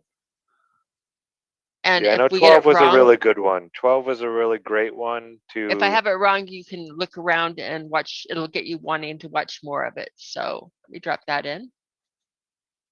And the other thing I wanted to say is that, like, as we're learning and figuring out things, one of the things to consider is we're working with, like Bob said, an electric universe or an electromagnetic universe. We know it's all in the same, and we know in the skies it gets very cold. And if we have any magnetics at play, magnetics have very, very well-known optical effects at cold temperatures. They create optical effects, and a couple of the better-known effects that they do are mirroring, where they will actually work like a mirror. And these things are easy to see. You can replicate them in crystals. So a diamond is very valued because it's cut at a certain angle, so you can make the bottom of it like mirror back out at you and reflect all the light back out. So mirroring is putting all the light that's like hitting it and mirroring it back. And circling, the other thing is it will actually create optical circling. So when we're looking at this, guys, I think it's really, really important to remember that it's what you see is not necessarily what you get and where it's going to be. Again, it would only make sense that there's some optical, there has to be, if we're working with an electromagnetic universe, there has to be some of these well-known Faraday effect, Kerr effect, Voigt effect. I mean, there's a list of the Frey effect, I believe. I could be getting those last ones wrong. I've read a lot of the different things, but you will get mirroring, you will get circling. It's going to happen, and it's going to happen repetitively. In other words, if it curves at one time, it's going to repeat itself and curve again. And so, I think I'm getting my point across. That's what I sort of put. I sort of put that across in my last video dealing with the dome as a supercapacitor. And it's built off mainly oxygen. Could be doped. It could be other different elements in there. But once you get down to those cold temperatures, then this superconductor basically can hold in magnetic fields. It does a bunch of interesting things. Not only that, but it stabilize all the planets and the way that they're moving around. So to me, that's like just a exciting little piece of information that could lead to many different other sort of correspondences. I haven't found it yet, but it takes a while to come across information that would the bells ring. The bells ring when you hit them on it. But again, when we do and think we understand the way it's working, know that the sky and the way that we see it, we expect to see optical. We expect to see, being electromagnetic, we expect to see it distorted, kind of like if you would look through a crystal, and that I could even definitely. The other thing I've been looking at is like radioactive metals, and most of the time I think they actually just create them rather than and refine what they find, basically, or find the right metals in it. It's almost like that they're putting sort of what we get as normal metals into a higher energetic state. In some sense, they act more like a capacitor, and that they're holding energy, and that there's a certain way of actually getting a metal to hold energy like they do. So there's some interesting sort of little concepts. I don't know if I'm right. Obviously, I'm just sort of playing with these ideas of what they're actually doing, because Well, you can make them with a cyclotron. mhm. You can make them with high voltage. You can do it through distillation with sulfur. You can do it with radiation bombardment. And then, once you start looking at, I was just posing the question that, some of the planets are actually radioactive, in a sense that they're holding energy, being in a high voltage environment. They're in that sulfurs around, and they're getting bombarded by, say, radiation from the sun, and that these planets actually start to become radioactive. And then I started to look at, say, radio telescopes. I'm like, oh well, they're actually sort of tracking these things through radio waves. And it's just a really little interesting little topic that I can say I'm definitely a newbie at it. So yeah, any input on that would be good. Yeah, that's tough. I think you're right on about these aren't things that are really found in nature, these super high radioactive materials. If it is found in nature, it was, in very small quantities. And it was because there was all those right conditions. It was alchemy that took place. And all they're Mm. doing is they're recreating that process. It's, certain things happen very quickly. The rate of electrical, you know, like a chemical reaction, some of them happen boom, instantly. And, it's like an explosion. Well, other chemicals react at the other end of the spectrum very, very, very, very slowly. But there's still all this energy being built up. So they Mhm. found something that they could, create, mix these two things together, and this chemical reaction is taking place that takes a really long time and holds a lot of energy in it. And then you Yeah, well, put that in that's what I. water and you get Mm. steam. And most of Yeah, well, those that's what nuclear I was power plants, thinking. that's Like, what they are. they're putting the like, if you're looking at the cyclotron, which is like CERN basically, and they're spinning around high voltages, like extremely high voltages, and it always takes me back to that sort of what is it, Iron Man 2, where he puts that he basically builds a cyclotron or a particle Yeah, accelerator, yeah. and then he shoots it at this piece of metal, and then that metal now becomes basically radioactive and giving off free energy. So, is this what they're actually doing? Are they actually energizing certain metals that they find, and then just basically oh, now we've got this because we've conducted this high voltage experiment on it. Basically, it's now giving off free energy for a long period of time. Well, yeah, it's And like supercharging a magnet is what they were mhm, probably doing. Let's see what mhm. happens if we do this to this magnet, and let's try to make a magnet at this voltage. Oh Mm. shit, that stuff's just putting all kinds of crazy energy off now. It's like holding it. The other thing is, you do see a correspondence, when you put it in this world model that, I've been playing around with, is that you do see the same sort of principles at play, like high voltage, this type of distillation through sulfur, radiation bombardment. You do get the same principles that would create radioactivity high up in the atmosphere. So I was just like, well, are these metals basically, yeah, moving it into a different state where they're basically, sort of act like capacitors, in a sense that they're giving out energy at a certain rate, Well, yeah, and holding look on at to that energy. how do you make a superconductor down here on Earth? You have to super freeze it, right? To get that magnet to become a Mm, superconductor and float above a magnetic field. mhm. So yeah, it would make sense. Those temperatures up there are super cold, and those things are doing their thing. Yeah, Temp temperature Just the is so voltage alone. codependent. hmm Yeah. And voltage doesn't need to be hot.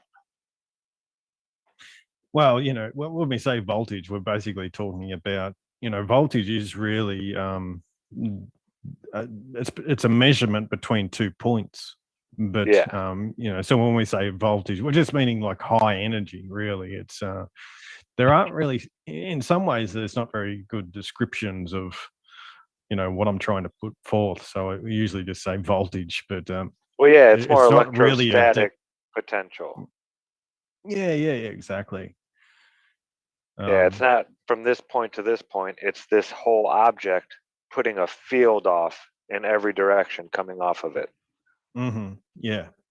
Yeah, it's just like increased charge, but yeah, voltage is a little one of those. And same with current. They're not, I've used these in videos before where I say, oh, the moon's high voltage, the sun's high current. Well, in that sense, it's sort of wrong to say that, but it's like I'm trying to describe a charge that's on the outside of an object rather than an internal flowing charge, which would be more high current or give off that heat. Mhm. So there's this polarity of movement of the charge. Yeah, that's what got me thinking about that. Is the whatever the source is up there that's creating the sun we see, does that thing even have to be hot? Does it have to get hot that high up? Because everything we're seeing says it's cold up there. Yeah, but does it, is it, just a different frequency or a different charge potential, and that would be enough anyway. Yeah, yeah. Well, yeah, like my Tesla coil, it lights up all kinds of gases. It'll light up all the noble gases just like the sun does. But it never gets hot. It actually gets a little bit cooler. It's cold to the touch. Yeah, and when I say the sun's gold as well, it has all these properties of reflecting heat.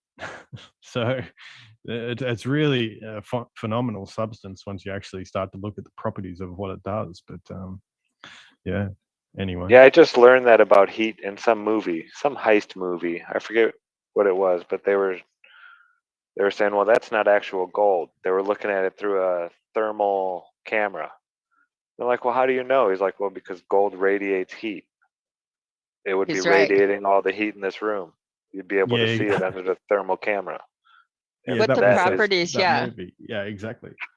The properties are what we use to separate what two things that look alike, what's the difference between them. And the properties really are how well do they conduct heat, how well do they conduct electricity, what optical effects do you expect to see from them. And when we were talking before about what you could expect to see, or what is we know we see on magnetic fields when they get cold.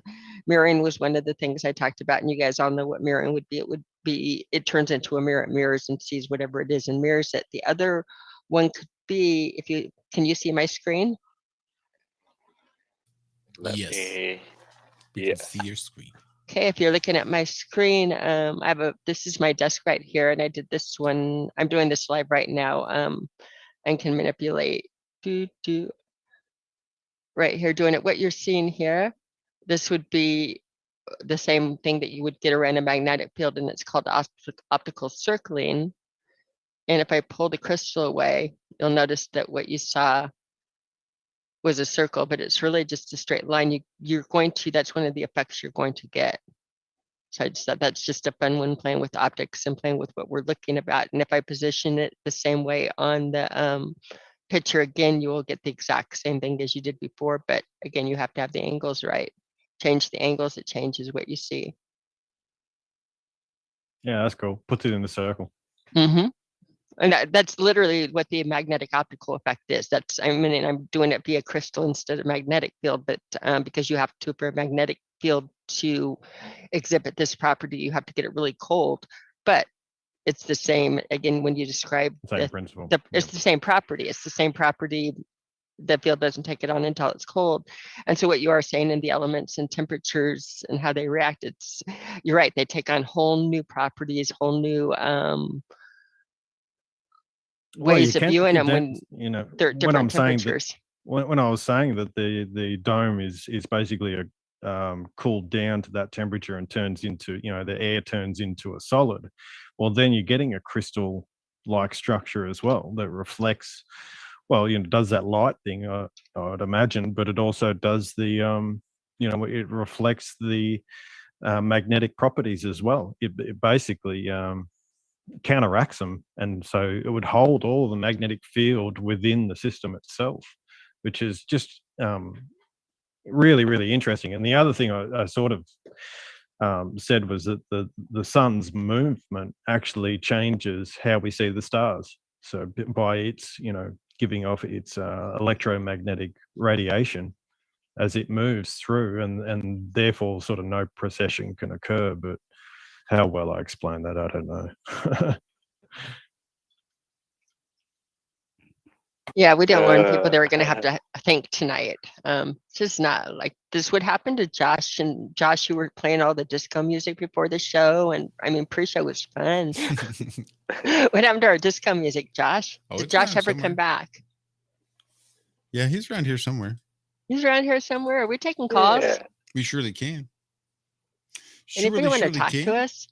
We can take calls. We can pull out some space lettuce. We can do all sorts of stuff that we put up on the Showtime. Can we play disco? Hell yeah, it's not even on there. But we can play disco. Can we play disco? I mean, we can play disco somehow.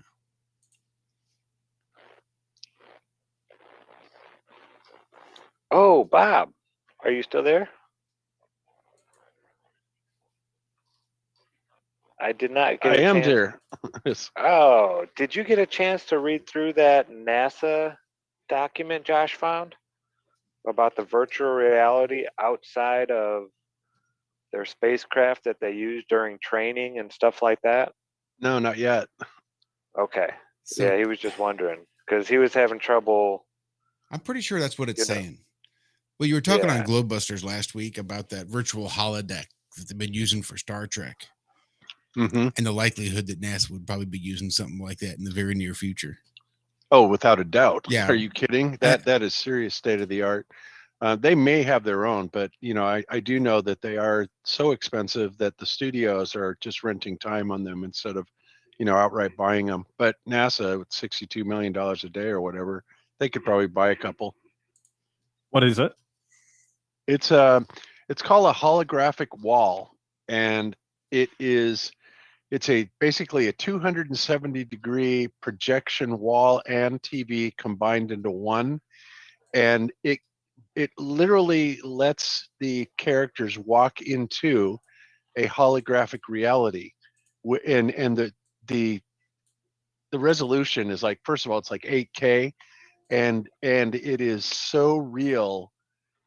It's stunning. It really is. If you ever Wow. watch, yeah, it's So just, it's like they can just like put a table in the middle of the room and things like that. yep. Oh, easily.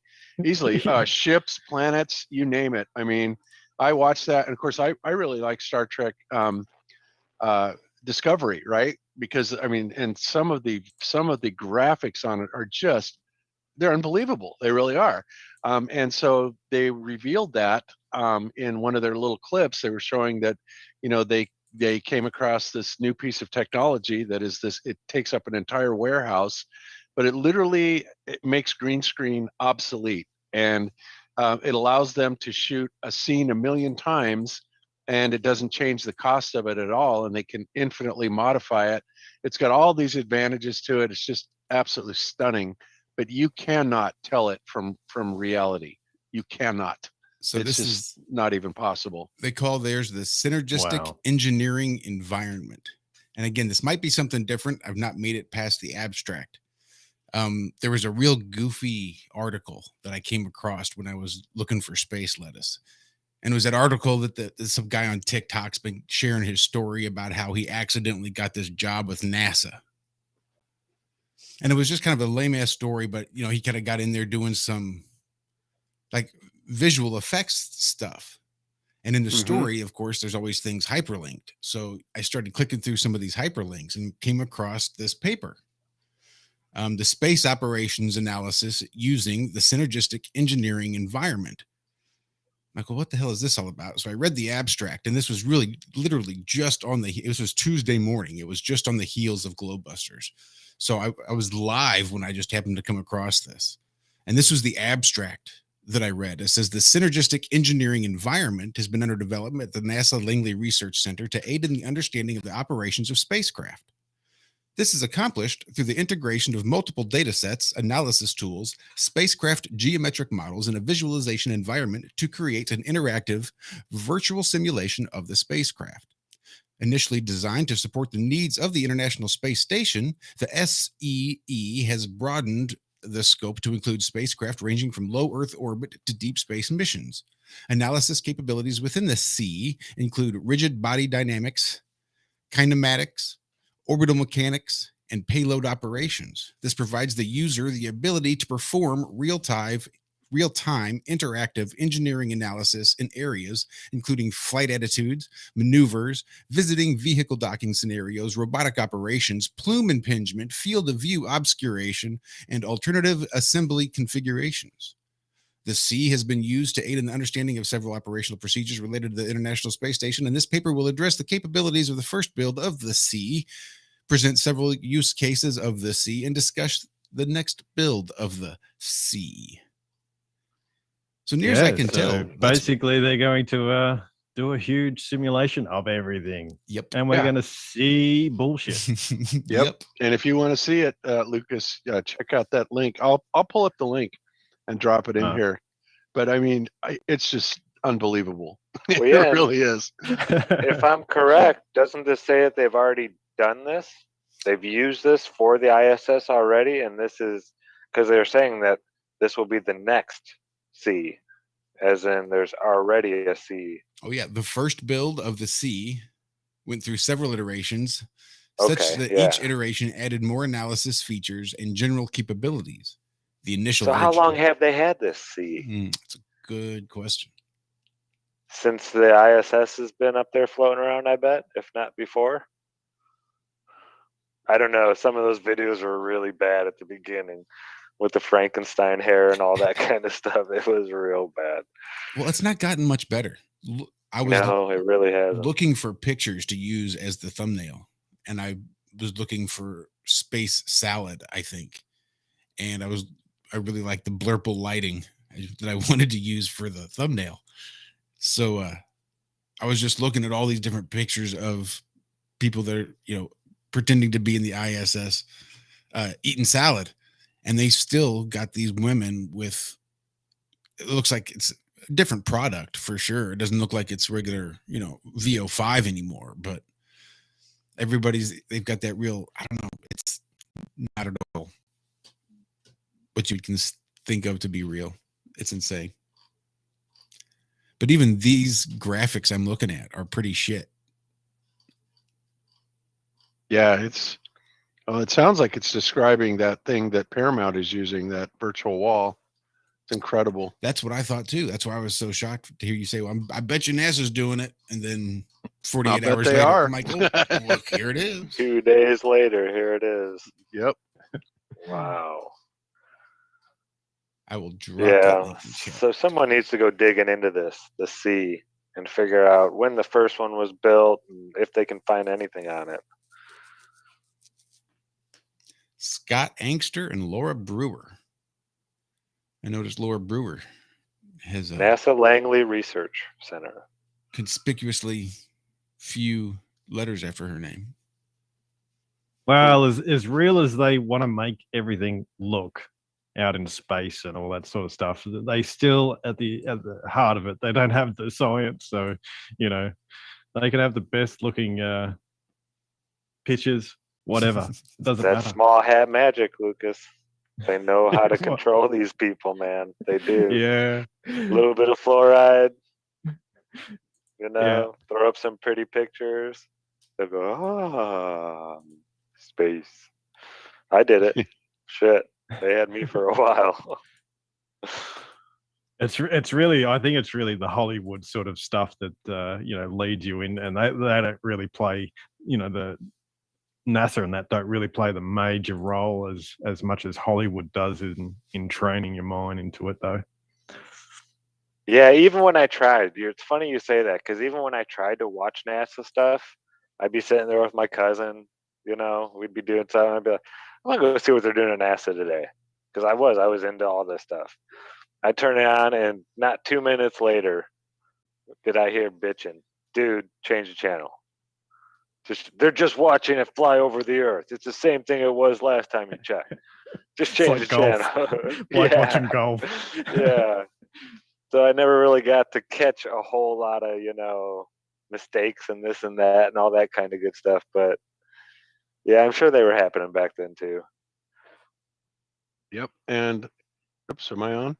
Yes, you are. Yep. Okay. I am pasting that link in the chat, our personal chat here right now, and I already put it in the Iron Realm chat for the Paramount. It's called the Real Life Holodeck. Absolutely mind blowing. Yeah, go check that out. That's wild. Yeah, you don't want to play it though, Josh. They struck us while it was playing. They took our stream down. Of course they did. And then they limited it. They stopped broadcast to almost every country in the world. So I had to have them cut it out, trim it out, and then I just made a link to it. So I just clicked on that link and it says video unavailable. Really? Wow, you killed it, Bob. Oh my God! How did I kill it? Let me see. Let me see. That's freaking crazy. Unavailable Let in me your see. country. I don't think probably. he killed it. I don't think he can watch it. I don't think they have rights to show it in that country is the problem. I imagine Australia was one of the countries blocked. So in order for him to watch it, he's going to have to like VPN in through a different country, Yeah. like in through the US. I think it's blocked in Australia. Can you so can you see it, Josh? Can you click on it and see it? I bet Josh will Such be able a to see it try. just fine. Yep, I'm Or watching. maybe even somebody out in the chat. I'll pop it out there again. I'm watching I'll it. try. I'm seeing it. Yeah, I think it's a blocked on country that he's coming in from Australia. The same group of countries that you had that list on are the ones that aren't going to be able to see it, hun. We'll have Oh, to show well, it to you, Lucas. Mm. We'll have to show it to you Yeah. here after the show. Yeah, it's a freaking trip, man. I watched that and went, wow. Makes you proud to be a nerd.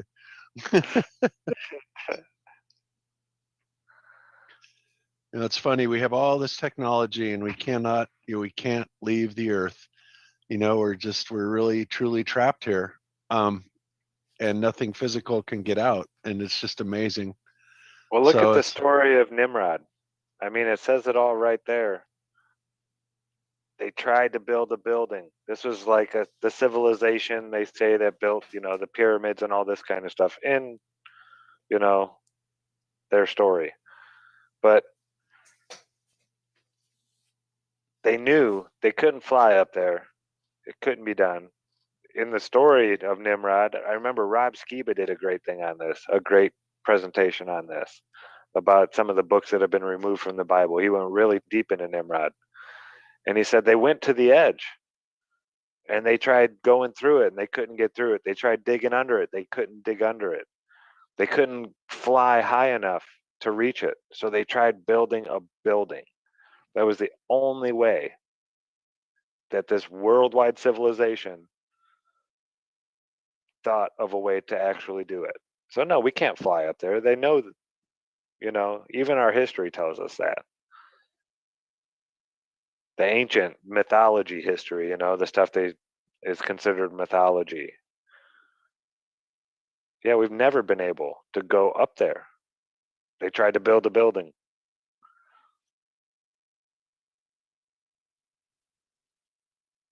Yeah, well, with all this technology, I mean, we're still, our society's still falling apart. So, Yeah, so well, that's it's- by design, though. If it Yeah, I wasn't know, for but these it's- people and all that, it'd be great. yeah. But yeah, I don't think there's a way to get up there. I just don't think it can be done. So weird. So Jonna says she's getting an abstract paper on holograms, not a video. I click on it and I get the video, Jonna. I don't know where I pasted it again in there. No, I think she I got. don't know. I think she got my link that I posted in there next to it because mine. I put my link right after yours, so it might have Oh, okay. thought she was clicking on yours, and I Oh, bumped it come up on, real Josh. quick. Yeah, probably click on my link, Jonna. That'll work better for you. Just can't do anything right. Quit messing with Jonna, Josh. She's my friend. Damn it.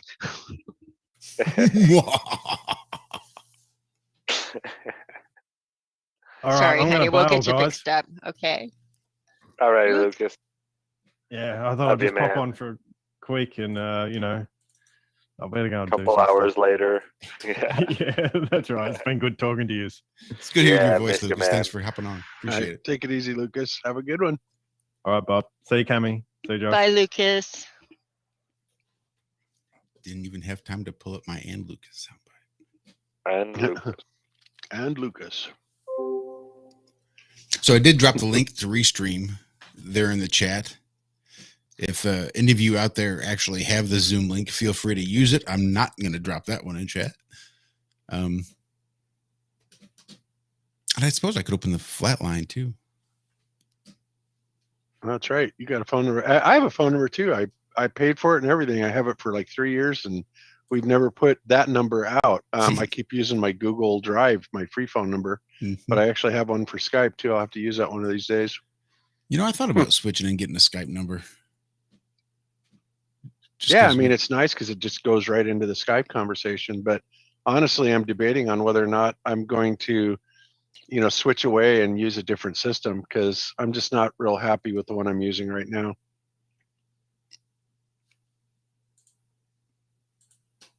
Yeah, So it we seems shall like have to every see. few months, everything changes in this technology world. Yeah, it When seemed they- like everybody was using StreamYard like 3 months ago, right? Everybody was.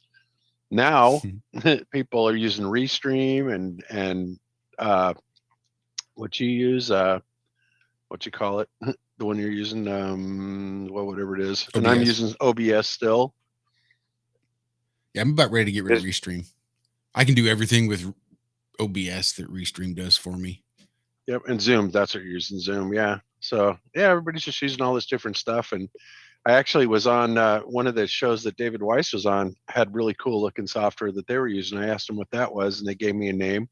So I want to look at that. So, but there's a bunch of different softwares out there, but I just want to find the perfect one that works, that is like super, keep it simple, stupid, for me. And, then I'll be happy. That is the key. Well, the thing about it is, because Bob, you're very technically advanced, and so that is like to find the right one. When you're hosting and looking at things, the last thing you want is complicated commands on screen sharing and little things like that we've found built into these things that no, you have to share it this way and through this the directions. No, you have to go in through here in order to do it.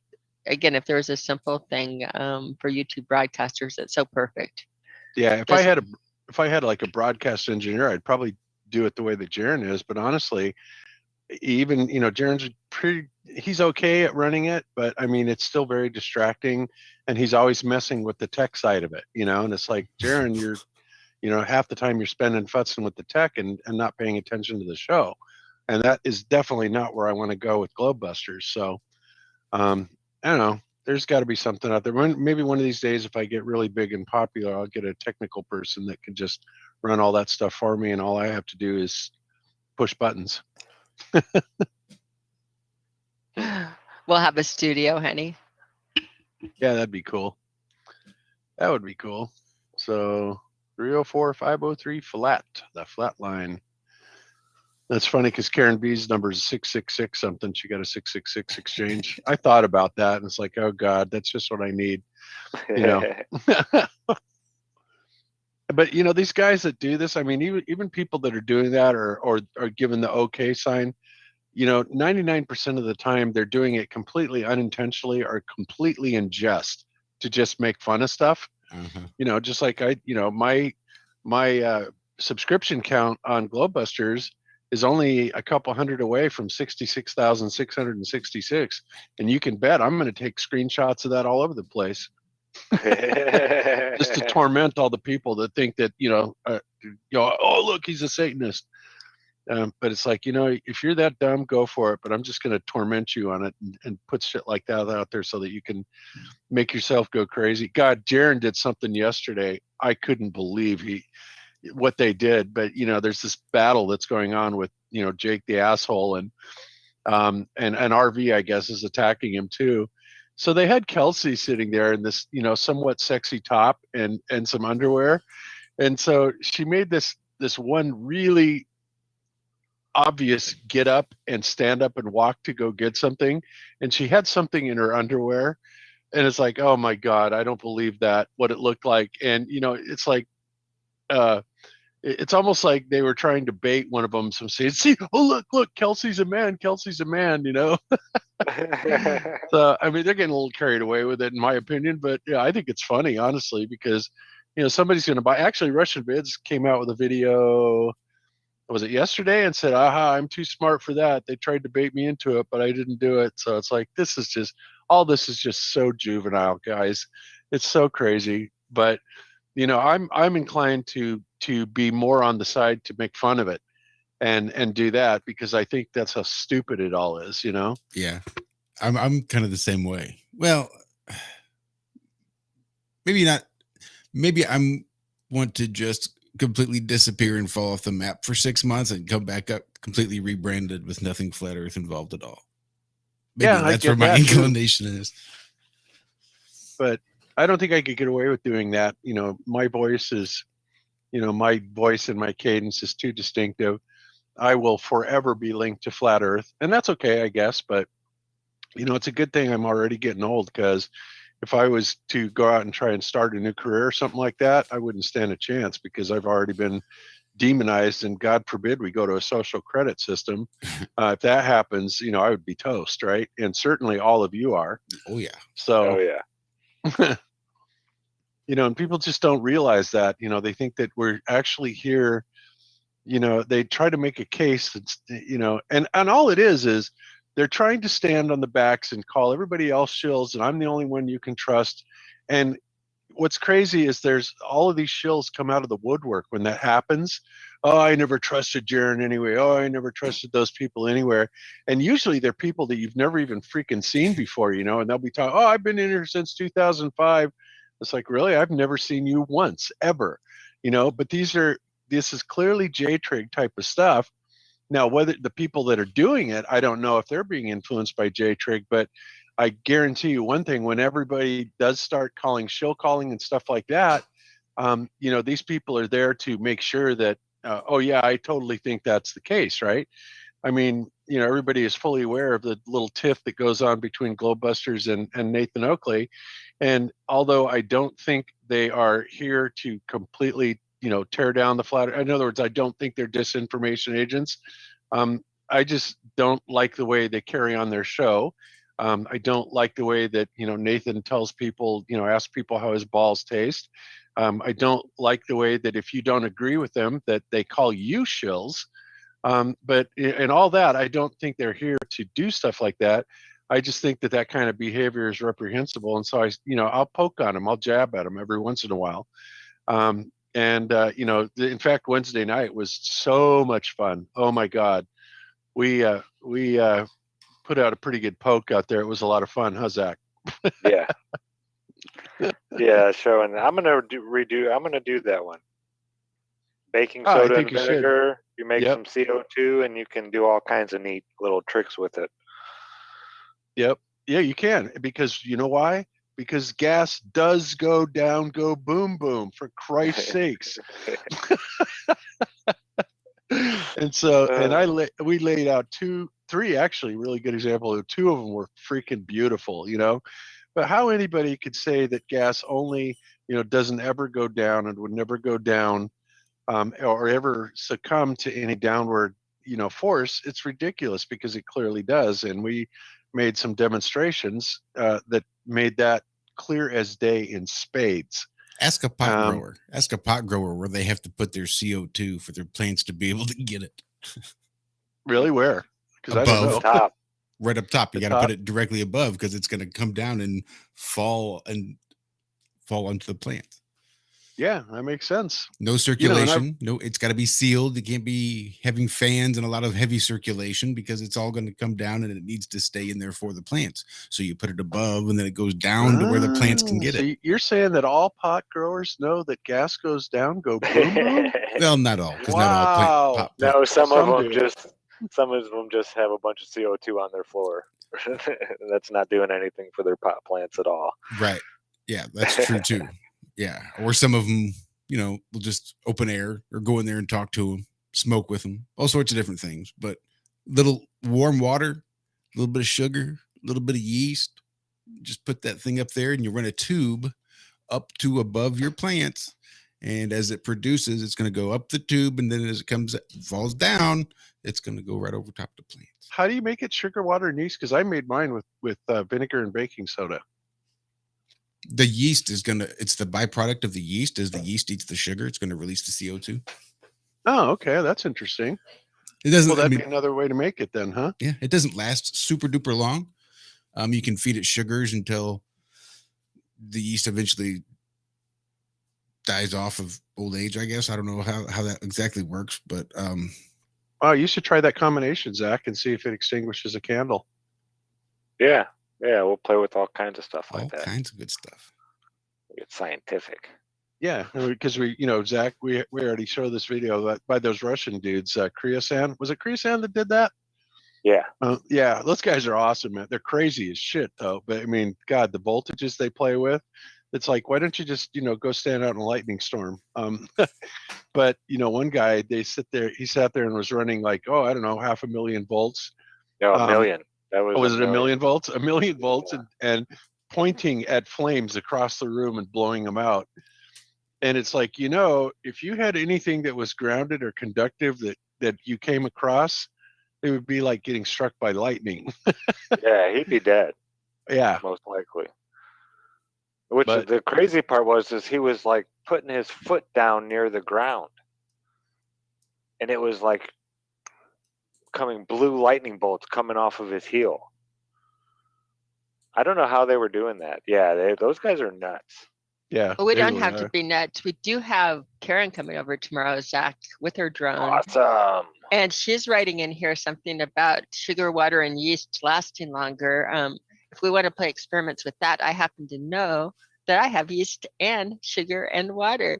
So I think we should grow some crystals, blow some things up, and she's suggesting drone videos of the river, going down the river with the drone. Oh, awesome. Oh, how flippin' amazing would that be? Oh, that would be cool. That would be cool. Hell yeah. Karen's going to come over and everybody's going to pass some gas. That's awesome. That's perfect. I can't think of anything. I will actually get up as early as usually, Karen, just to have a Karen day of river drone and outside, and maybe again making volcanoes and things like that. I think that's just really, really what the universe calls for. Okay. Well, there you go. See, Zach, you wanted to make that video, so there you go. I didn't know that. I guess there's probably a ton of ways to make CO2, but I remember it from school because it was kind of a magic trick, and I'm not even sure where I learned it from. But between that, the baking soda and vinegar making CO2, and then you can take like a long piece of aluminum foil, like a couple feet long, and just pour the gas down it, and it will follow the trough. And it'll go down and keep going down and down and down. And they put a candle at the bottom and it blows off the candle, right? Oh my gosh, you know what? I have rolls and rolls of aluminum foil too. Well, there we go. For our experiment, for tomorrow. And can we take it from a drone? Can we make a big slide into a drone, like make a big drone slide, gas my slide? God, how big of a slide do you want to make? Well, maybe from like the top of the deck down. We could have races, the two different types of CO2. From the yeast and the sugar water, and then the to see which gas goes boom boom down the fastest. Faster, right? Yeah. Ooh. I think coming off of the deck, gas races with aluminum foil. And the drone could like take the footage from different angles, going alongside of it. That's pretty cool. Yeah. And I want to check out her drone too. One of these days, I want to get a drone. I told her in the chat, I knew she was coming over, and it was like, Bob is going to be so jelly over your drone that you have a drone and he doesn't have one. I know. Well, I know. I gotta be a little mellow. I just spent 5 figures on a hot tub, so Yeah, you'd be good. You're spoiled, but a hot tub is she'll share the drone, I bet, if we share the hot tub. You What know, do you think, Karen? It's community, baby. you know what would make a great promo video for a hot tub company? what's Karen in that? the hot tub? Yeah. Drone footage. Oh, yeah. What footage? Drone Drone footage. footage of people Oh, in the yeah. hot tub, yeah. Oh Bird's yeah, eye. that'd be cool. So Fly out I've over had the river. Yeah. that would be nice over the river. In Colorado and Denver, it bothered me a lot. We had a big hot tub in our backyard in Denver, and we also had a trampoline. And there was somebody in the neighborhood with a drone. I hope it was somebody in the neighborhood. It would freak me out sometimes. But they would do circles over me, like when I was in the hot tub and things like that with this little drone. And I used to I used to go inside. It sucked. It's better to be driving the drone. Yeah, it's just superb. Trying to get shots of you in your bikini. Oh, I wasn't wearing a bikini. Was that no? Oh well, there you go. That's probably why. No, I was okay. No, I was wearing a swimsuit. It was in our backyard, and our backyard, the way that we were in Colorado, a lot of people there's no way to block it off. So I was definitely probably even wearing more than a bikini, probably even a tank suit. So yep. Probably like a wetsuit, right? Oh, Karen's got a trampoline now, a 12-footer. Oh, I want to jump. Wow. See, that's something we left behind too. There's our We left- trampoline. Yeah, and that's a good thing we left it behind because it really, I don't know if we'd have a place for it here. Can you imagine if we made room in the truck for the giant? It was a big trampoline. Oh, it was huge. It was a gigantic trampoline, and the first year we got it, Jaron was just a little kid. But what was he, 3 or 4 maybe? It was 2. Was he 2? Okay, and 2.5 we to had 3. we had this wide open living room that the ceilings were like 20 plus feet high, and we set up the trampoline in the living room. And it was so funny. People would come to the house, and we'd open the door. They ring the door. We open the door, and they just kind of look, and they go, "Is that a trampoline in your living room?" Where? Oh, the delivery people and that. It was fun. It was priceless. And Jaron, I'm gonna see if I can get the view of it. Hold on 1 second. Actually, I'm pulling up. Yeah, it was funny because we were trying to be all stealth, and Jaron woke up Christmas Eve, after we had set it up because he heard us down there jumping on it. Right, he went completely ballistic. I had get to get retell out, this come check it story. out. Okay, you tell it. Hold on 1 second. I have to figure out how to share the screen again. I lost you, Josh. Where is my Zoom? Just minimize everything and then click your Zoom icon. Oh yeah, I just did that and I got the I have it open behind everything. There it is. It's not there. Oh, there it is.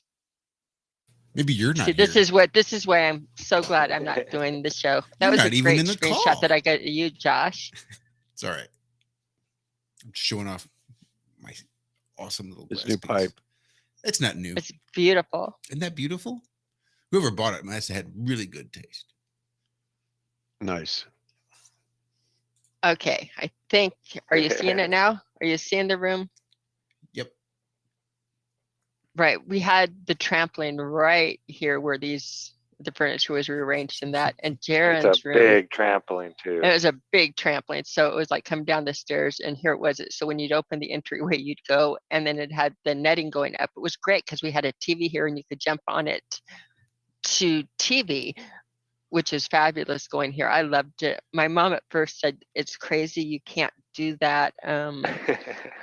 Nobody does that." And I'm like, well, I've never seen my son like anything as much as he likes trampolines. Going over to somebody's house and they had a trampoline and he lit. I mean, he completely lit, and it wasn't hooked on to electronics or a computer. And it's like, I've never seen him light up for anything that wasn't electronics, a computer, like he did for the trampoline. And I know my son, if he wants something, he's going to get it. And if you put that trampoline outside right now, it's 2 below zero. He will find a way to get to it in the middle of the night or whenever. He will get to that trampoline and be out there at all the times. The second you turn your eye, he will be escape route to the trampoline. You might as well put the trampoline where you want to see him. So we put it in the living room. He loved it. We filled it because we got it all together, and Bob had to jump on it because we got it all together.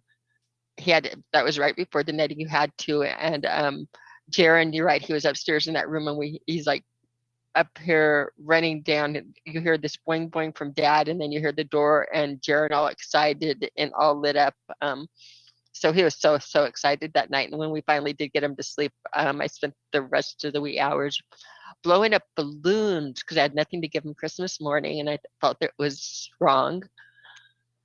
And so we made it so that when he got up in the morning, it was filled with balloons, and he'd jump in the middle of the balloons. And that was really a lot of fun too. The kids, we had a group of kids that came over Christmas Day, and some great pictures of them all jumping with him, popping the balloons while jumping. It was a great day.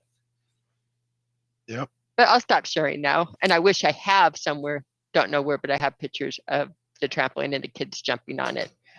I know where they are in hard print downstairs. I have them on my computer, but Aha. I'm not going to go downstairs to bring them up. But yeah, it was pretty cool. Did that first flight of stairs at least get a lot less use than the top flight of stairs?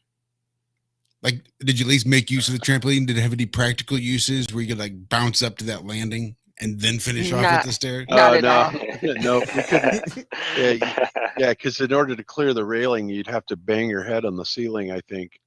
Yeah, there wasn't a good way. You would have to like maybe stand on the outside, but no, people didn't bother jumping. Yeah, from the and stairway. it would be like a 14-foot jump too. Yeah. So It's a full size, big sports trampoline. I don't know the size of it, but some official, it was big. it was huge. So much fun. So I The good old know days. we promised you guys some space lettuce. We touched on it a little bit, but there's one more. Have you guys been hearing all the it's been asteroid, like every week I've been hearing asteroid. Yep. Have you heard of the DART? The double asteroid redirection Yes, test? they're gonna try and redirect an asteroid by hitting it with a blunt object or an explosive or something, right? Yeah, it was already launched November 23rd. And did And it hit it's its going- target? It's going to be on December 11th, I guess. They don't really say too much about it in here. They say that this Eiffel Tower sized asteroid is headed towards Earth on December 11 per Forbes. I don't know why Forbes is your whatever. Yeah, why would NASA not tell us? Why does Yeah. Forbes tell us? And this asteroid is potentially hazardous, but it's 2.5 million miles away. Yeah, and I'm Yeah, sure it's going to be massively underwhelming too, because if you remember the last time they shot something at an asteroid and landed on it, that was the lamest footage I have ever seen in my life. Well, this one they're saying they want to redirect it. They actually want to hit it and send it off its course to move it further away from Earth. Yeah, So kind of like that one movie with Tommy Lee Jones, Clint Eastwood. What was that called? You know, there was one with Bruce Willis too, Armageddon. yeah, Armageddon was one. Yeah, maybe that was it. I don't know. Where they had to go up. There and was redirect another the one asteroid. too. Yeah, there was another one too. You're thinking of Space Cowboys, Bob. Yeah, that's it. Space Cowboys. That was it. Ding ding. Oh, we got somebody that came in. Yes, we do. And I do believe I know who THC would be. Is it I know our what it Walter or stands for. somebody else? It is not. That Yeah. is the Truther Hour of Comedy. That is Mike LeBrash coming to hang out. Oh, okay. Last week it Aha, was you- Flat Chat with Mike LeBrash. This week it's been finalized. It's just something different. Mike and I are going to sit down and do a little work on some logo stuff and try to get some stuff set up and going. So while he gets his stuff connected, we get some other guests hanging out in the back too. I heard. And we have Walt that is in our chat now that just got up from his nap and has joined us in chat. But go ahead. I'm sorry. It was just so exciting to see Walt up. Well, see, now it's Friday for Walt. Now he's good. Yeah. He's here. He's ready to do the ironworks. Yeah, 15 minutes left in the show. Good timing, Walt. What's up, Mike? How That's you doing? funny. Hey, everybody. Hey, Mike, how's it going, brother? Hey, Zach. Howdy, Mike. Hey, Bob. Hi, All Mike. right. Hello, Cammy. Your turn, How are Josh. you? How are you doing today, man? I came in a little late, but I jumped in on Bob's trampoline story. So good times, good times. Yeah, Uh, it was lots of fun. That was one of those industrial strength trampolines too, you know. So we could get like six or eight kids and adults all jumping on it at the same time. Everybody stands is- on the outside edge and says, okay, when they land, that's when you want to jump and make them shoot 300 feet up in the air. Oh, Totally. I hated when they did that to me. It's called crack God. the egg. It's a good game. We had a little Like it. girl. We had a little girl that lived next door to us, and she grew up with Jaren. Her name was Kayliana, and she was about a half a year, 6 months younger than Jaren. And she would go out there and get on that trampoline, and she would go so high. I mean, she'd go way higher than the protective nets, which easily were 7 foot, right? We didn't even have those. Yeah. It's like we might as well not have had them, but I mean, God, she went really high on those things. It's amazing. Kids are amazing. Yes, they are. Yeah. You got some effects going on your mic or something there, Mike? It seems like I'm hearing some reverb. Not like it's a. Sound like you're on the ISS. How's that? Am I up in space? No, that's better. It just sounded like there was an effect. It's weird because there is an echo button here, and I've never, hello. Yeah, that's Yep. wild. That's it. That was it. That was the echo button. Okay, so is it Yeah. better? Yeah. Yeah. Yep, that's Okay, it. sorry about that. Yeah, no worries. So how you doing, man? How was I'm your doing day? great. Dude, this week has been amazing. These past couple weeks since I've been on y'all shows, just things are just starting to roll forward for me. Awesome to hear, man. I really appreciated coming on, and I had so much fun, and things have just been really bright. Yeah, I love hearing these. When did you come into Flat Earth and start talking about it? When I started talking about it publicly was like a year ago, but I've been a flat earther for like 2.5, 3 years. Was when 3 years ago was when I first heard the term flat earth and started looking into it. So yeah, so for about a year, I went through that too. You're ridiculed and this and that, but then all of a sudden you start finding yourself in the community somewhere. And you start making all these new friends, and it's just being around like-minded people. I love hearing when people are on that high, and it sounds like you're on that high right now. That's awesome, man. You couldn't have explained it any better, because I tell people all the time, when I explain my story, how scared I was in the beginning. And now I realize that psychological thing where when we push out those people that, all of us truthers or flat earthers, basically, like when we lose friends or family, I've basically been well more accepting of that fact, because it's okay. I'm going to make new room for new friends and people who get it. And those are the people who I want to surround myself with, because that's when I feel the best me. Exactly, dude. That's awesome. That's well said. Yeah, and I think a lot of us have had to do that. I mean, there's probably not one flat earther out there that speaks about it openly that hasn't had a relationship turn sour because of this topic. Like I've said, that's why I make the memes, because how sad is it to not have anybody to talk to? How sad is it to realize everyone around you is under a spell? How sad is that? It's sad. Yeah, that'll It put is. you in a funk. And there's So you Yeah, gotta well. laugh. You gotta laugh, man. And that's where I'm at now. It's like I look at things so much brighter. Like me and Cammie were talking about how we just see negativity differently. We deal with it different. It's not negative to me anymore because of the glory I found through Flat Earth and through truth. Everything is so bright and glorious, it's not even funny. It is when you like really actually look around and see how beautiful, and take yourself off of the wires, meaning, the screens, everything that connects you, and really look at it. It's awe-inspiring. And to think of how it really works, asking the big questions. It feels right. It feels definitely right.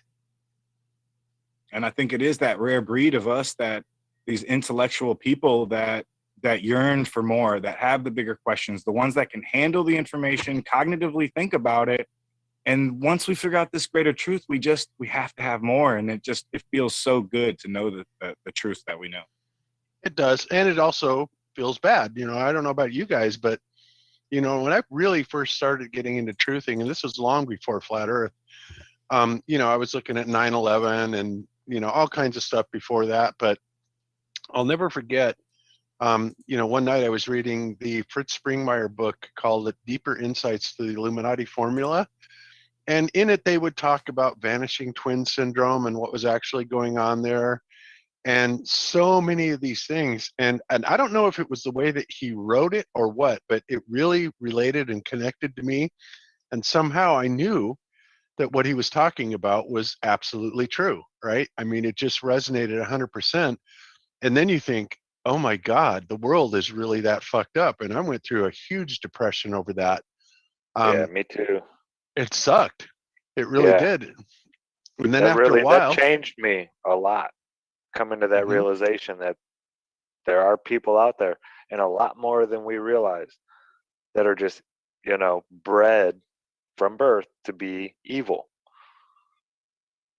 yeah, but they And don't they see it that way. And that's the no, weird part no, about it. well, no, because that's how they were brought up. That's just normal. That's how life is. So it's not evil. That's just every day, you know. And yeah, that'll put you into a funk. It did. That's why I don't even go into that. I don't research that stuff anymore. I believe that it exists. I've never seen it firsthand, but I believe all that evil is out there. Yeah, But we're see, seeing flat it Earth, firsthand right now, yeah, Zach. I mean, tell yeah, me we're not seeing it firsthand right now. I'm not going to say what it is, but we all know what we're talking about. This is what's happening right now is outrageous. yeah. What is happening right now? Flat Earth, when you learn about flat Earth, it's different because it's not learning about evil. You're learning that there's a creator. If you didn't already know, then this, even if you did, you know, this solidifies it in a way where you can't doubt it anymore. Like it says in the Bible, once you see the creation for what it is, you can't doubt that there's a creator. So this is one of those things that you want to share with everybody. Like I don't tell anybody about all the stuff I learned about all that stuff about the Illuminati. Very rarely do I even talk about it because I don't like it, you know. It gets you into that, but it is a truth that needs to be known by we need to know this stuff is out there. When you get to that comfortable place of wanting to share it with everybody, because at first you don't even want to discuss it with yourself. You're like, am I tripping? Am I crazy? And then when you finally like accept it all and finally figure it out, then you're just like, I have to tell everyone. I got to scream this from the mountaintop. Yeah. Well, you know, the only thing that still bothers me, and even when you look biblically, I mean, the Bible makes it very, very clear who the God of this world is, right? And it's not the good guy. The God of the world is very clearly probably Lucifer, I think, or I don't think it's referred to as Satan, but the bad guy is supposedly the God of this world. And then, you know, like I said, you may realize that yes, there is a creator, but the thing that I struggle with, and this is why I haven't made, you know, a huge commitment to any type of religious belief, because honestly, I'm still trying to understand and figure out whether or not the creator is benevolent or not. You know, I don't know. I'm not sure. And when you see all the things that go on in this world, you just really have to wonder. So, and that's kind of where, you know, why I'm where I am. And I certainly don't hold anybody's religious against them or their beliefs or anything like that. And, you know, in fact, I say more power to you because you've obviously progressed further than me. But I just have a hard time accepting, yeah, I accept there's a creator. It's just, you know, what goes beyond that? Is that It's creator Bob. That's a good malevolent? one. I've always been a factual evidence guy. If you can't put it on a calculator and show me the equation, then I don't believe you. But throughout this whole experience, throughout all of the truth I've learned, I've become so much closer to my religious side than ever before. And you're right though. It's like I don't have all the answers, but man, I'm so curious. Yeah, I know. And I think it's important that we figure it out, especially since, you know, if the way I'm seeing the world is happening, then we are truly in the end days. And that's a question that people better get clear with, in my way of thinking anyway. I think as a whole, we might be doomed if we don't get our heads out of our asses. Amen to that. And, I have kids, I have grandkids. I don't want to see this world go to hell in a handbasket. That is the sole reason that I care so much now, is watching my kids grow up. You think I want them to grow up with like what I figured out is so scary. I don't want them growing up in a world of tyranny and New World Order stuff like that. Like, no way. Yeah. We certainly have, but, it hasn't been, it's only now that it's getting so unbelievably obvious, how much of an Orwellian, blatant. It's blatant right now. The books and all their old movies don't even really do it justice to what they're doing right now. So I have some good stuff going on in the chat with Enlightened Dawn. I wish you would call in. But she questions, I don't get how people don't see that violence and negativity solves nothing. That's what makes me sad. That makes me sad too. Hurting people doesn't make you better. It doesn't, you can get a high, an adrenaline high on it, but it doesn't ever make you better. In fact, it always makes you worse. Again, other than the short-term adrenaline high that you get. But she's like, agreed, and it hurts me when I hurt someone. How does everyone not feel that? And she wants to know, do you think some folks out there are without empathy? I wonder what makes a psychopath, just being born without a soul. Is that really possible? And I wrote back that I tend to go more with the trained out of them than born without a soul.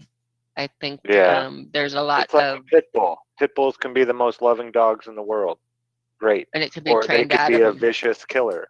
Zach said it earlier. We're born into this way of life where none of us are naturally this way. We have such influence by other human beings, and we don't quite understand how that works. And we get back to that song.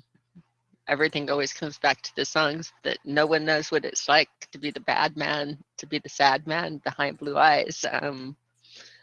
No one knows what it's like to be hated, to be faded, to telling only lies. It's crazy. Yeah, that's telling the other side of the story. And I never knew that about that and it's song. the other side, but my dreams aren't as empty as my conscience seems to be. Enlightened Dawn. They're saying that, I don't know. I think some of them, they can't. It's not a guarantee. Just because they get a hold of these people from birth, they can't get all the good out of them.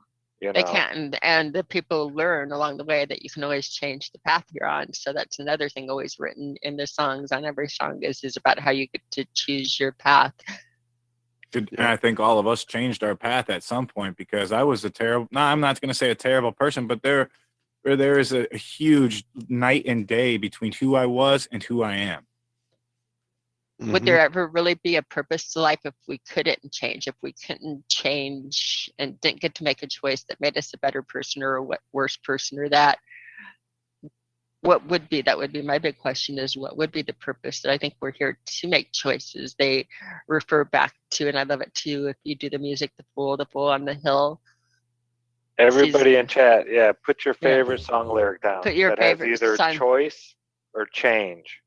Choice, change, flat earth. That fool on the hill, if you think about the fool though, the fool is represented in tarot and in regular card decks is the Joker, and the fool is the trump card, the most powerful card in the deck, the one that has choice, that can be stronger than anything else in the deck. And so I think they're worried about how often are we painted as the fools? but the fool is a very, very, very powerful place to be. It's again, it trumps everything. Yeah, I get that. Hey, Josh, who's JP? JP has a channel called Reperception, and we had JP on a little whiles back, and he was going to get a fundraiser together. His object here is sort of, well, he tagged it with a dude, where's my placenta? Okay. So it's sort of tracking the artificial person. When was it that they created this corporate personhood for everybody? How is it that they're actually backing these Federal Reserve notes and giving them power and energy? What is it they're doing with this placenta when we are birthed? Are we birthed from our mother, or are we berthed out of the placenta? And or are we both? And what happens when we get that social security number and all those good things, these contracts that our The parents maritime signed us law up? Yep. stuff. Yeah, I get that. Yeah, or as I as I phrased it, who's profiting? Because if somebody's profiting from what is at least half mine, I should be a little bit more well informed about it. So I just wanted to chime in because it seemed like a perfect time. It seemed like the conversation was slipping. Like you guys have at an amazingly high level tonight, and I just felt the sadness creep in, like a dark cloud of, and what better opportunity to join in on that crusade.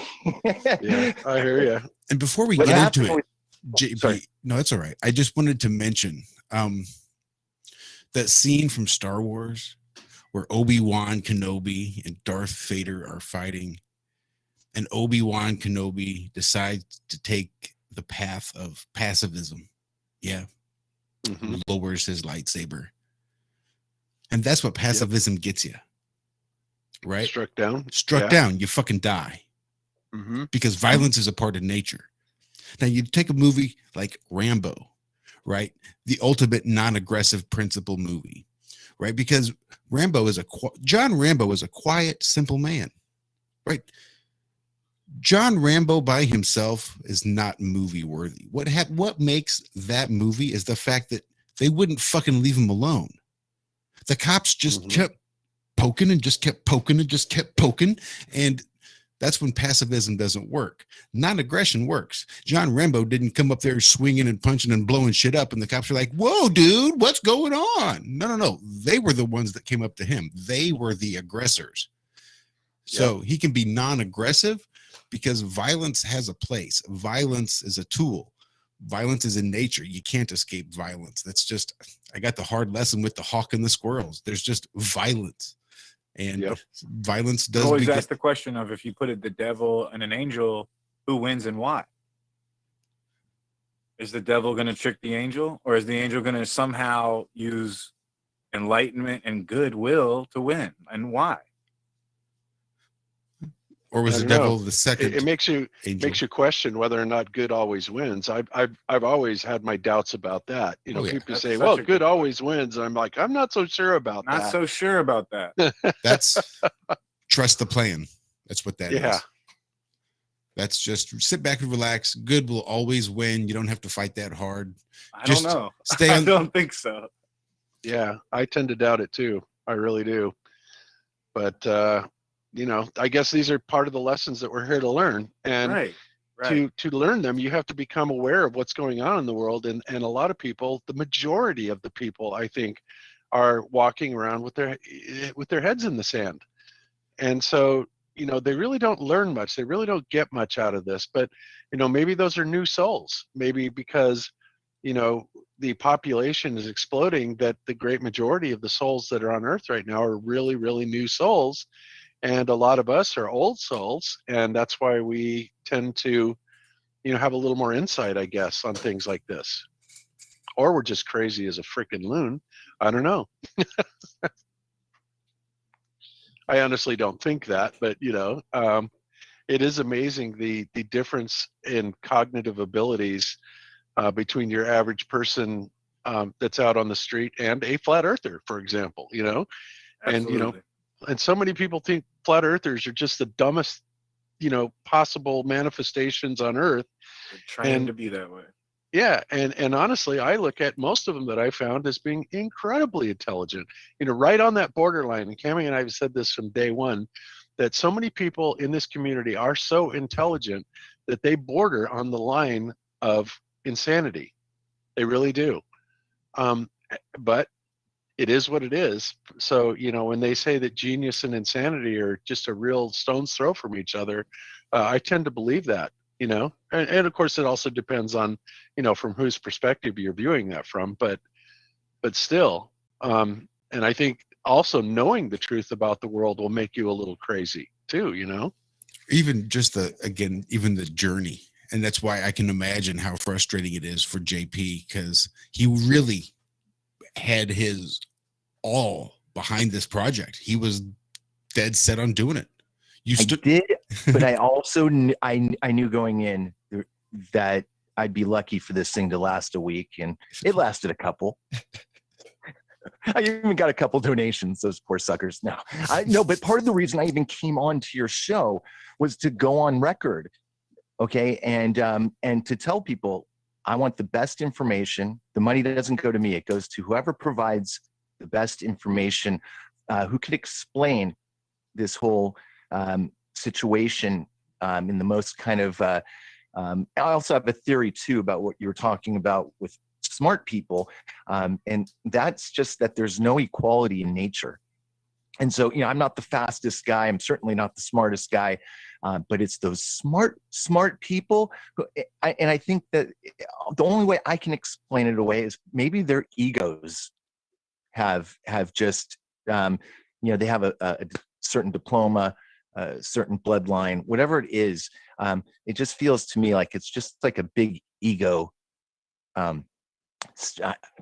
Yeah, I get that because you can also have super smart people that have absolutely no common sense whatsoever, which is kind of, anomalous, but I get that. So I don't know, I guess it's just a rare combination of things in our life experience that make us the way we are and that bring our awareness to where it is. But then we've also seen people that awareness, so to speak, as truthers has taken a huge wrong turn, and they're completely off on a crazy path. We're witnessing that happen as well today, with all the shill calling and stuff like that. And I mean, everybody is in chaos right now. And I don't think not a single one of us is immune from it. Well, what do you think about when people say that anybody who's talking about any kind of belief or idea like that is by nature a shill? How do you defend that? Because I'm curious. Because I don't find I have my likes, but there's certainly a lot of shills out there. Oh, there are. I mean, we know there are for a fact that there are government shills, and those are really the only true ones. But I mean, the ones that are working for the opposition. Now, there are other people that are just stupid, and they just crawl on board with what they think is the majority opinion, right? So it's the groupthink type of stuff. But the true shills are the one that truly do know better, and yet they are working actively to put down the truth. And I don't think that's true of very many people, at least in our community. Because if they're doing it, they may be doing it. And it's kind of like what I said about, some of the people that in this community that I have problems with. It's not that I think that they're working for the government. I just think that they don't make very good decisions sometimes. And it's just not very smart of them. They don't think things through. But that's just me. All of the money. Yeah, well, there is that. None of us have any of those. So But the ones that do have mega amounts of it. that's true. Yeah, just not too many flat earthers. There's only one guy I know that's called Flat Earth Millionaire, and I'm not even sure, how rich that guy actually is. But I don't think he's a shill just because he goes by Flat Earth Millionaire either. But yeah, it doesn't. And Kemi and I aren't poor. We're not rich, but we're not poor either. But so I don't think you can really judge somebody's, their intentions by their financial status either. Obviously, you can't. That's stupid to do so. But people will try and make a case out of it.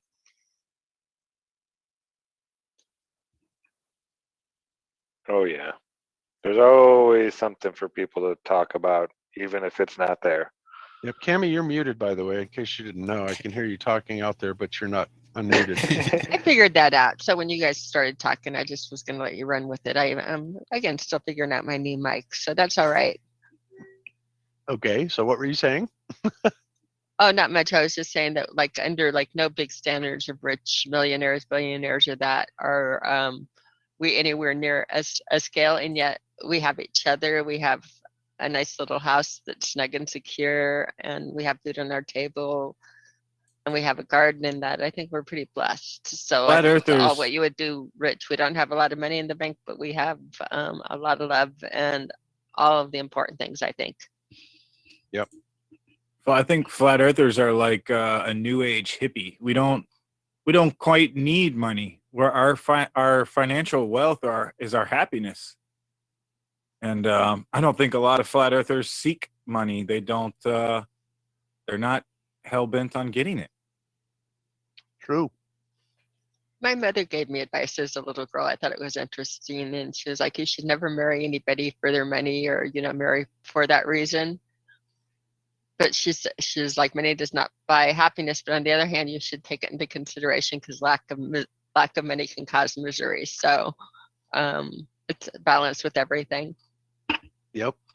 That's it. It's all a balance, because Yeah. it can surely make life miserable without it. That's for damn sure, as we all know. The balance is so key. I tell people that all the time in my travels and in my experience. I've learned that when you spend your back-breaking blood, sweat, and tears grinding for the money, then you got a broken back and teeth are falling out, and you got to spend all your money on your health. And if you go the other way, then it goes the other way. So there is extreme balance that must be met in order to find happiness in all ways. Yep. It's very true. And there are people that I've known this secret for a long time, and people like, for example, Dave Weiss, right? David Weiss, Deep Inside the Rabbit Hole.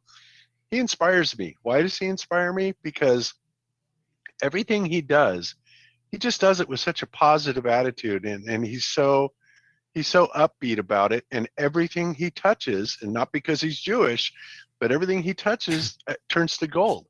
I mean, he's done well business-wise. He's done well with the app. He does well in everything that he does. And it's because he goes out of his way to not focus on the negative. And, whenever I've gone through periods of my life, what I would consider, some of the most successful parts of my life, whether it be with women or with money or cars or material things or whatever, or just happiness in general, it's when I had the attitude of gratitude, just trying to be positive about things and not getting sunk down in the negativity. And when you live your life that way, it pays it back, and you don't always get what you want, but you do get what you need. Always, always, always.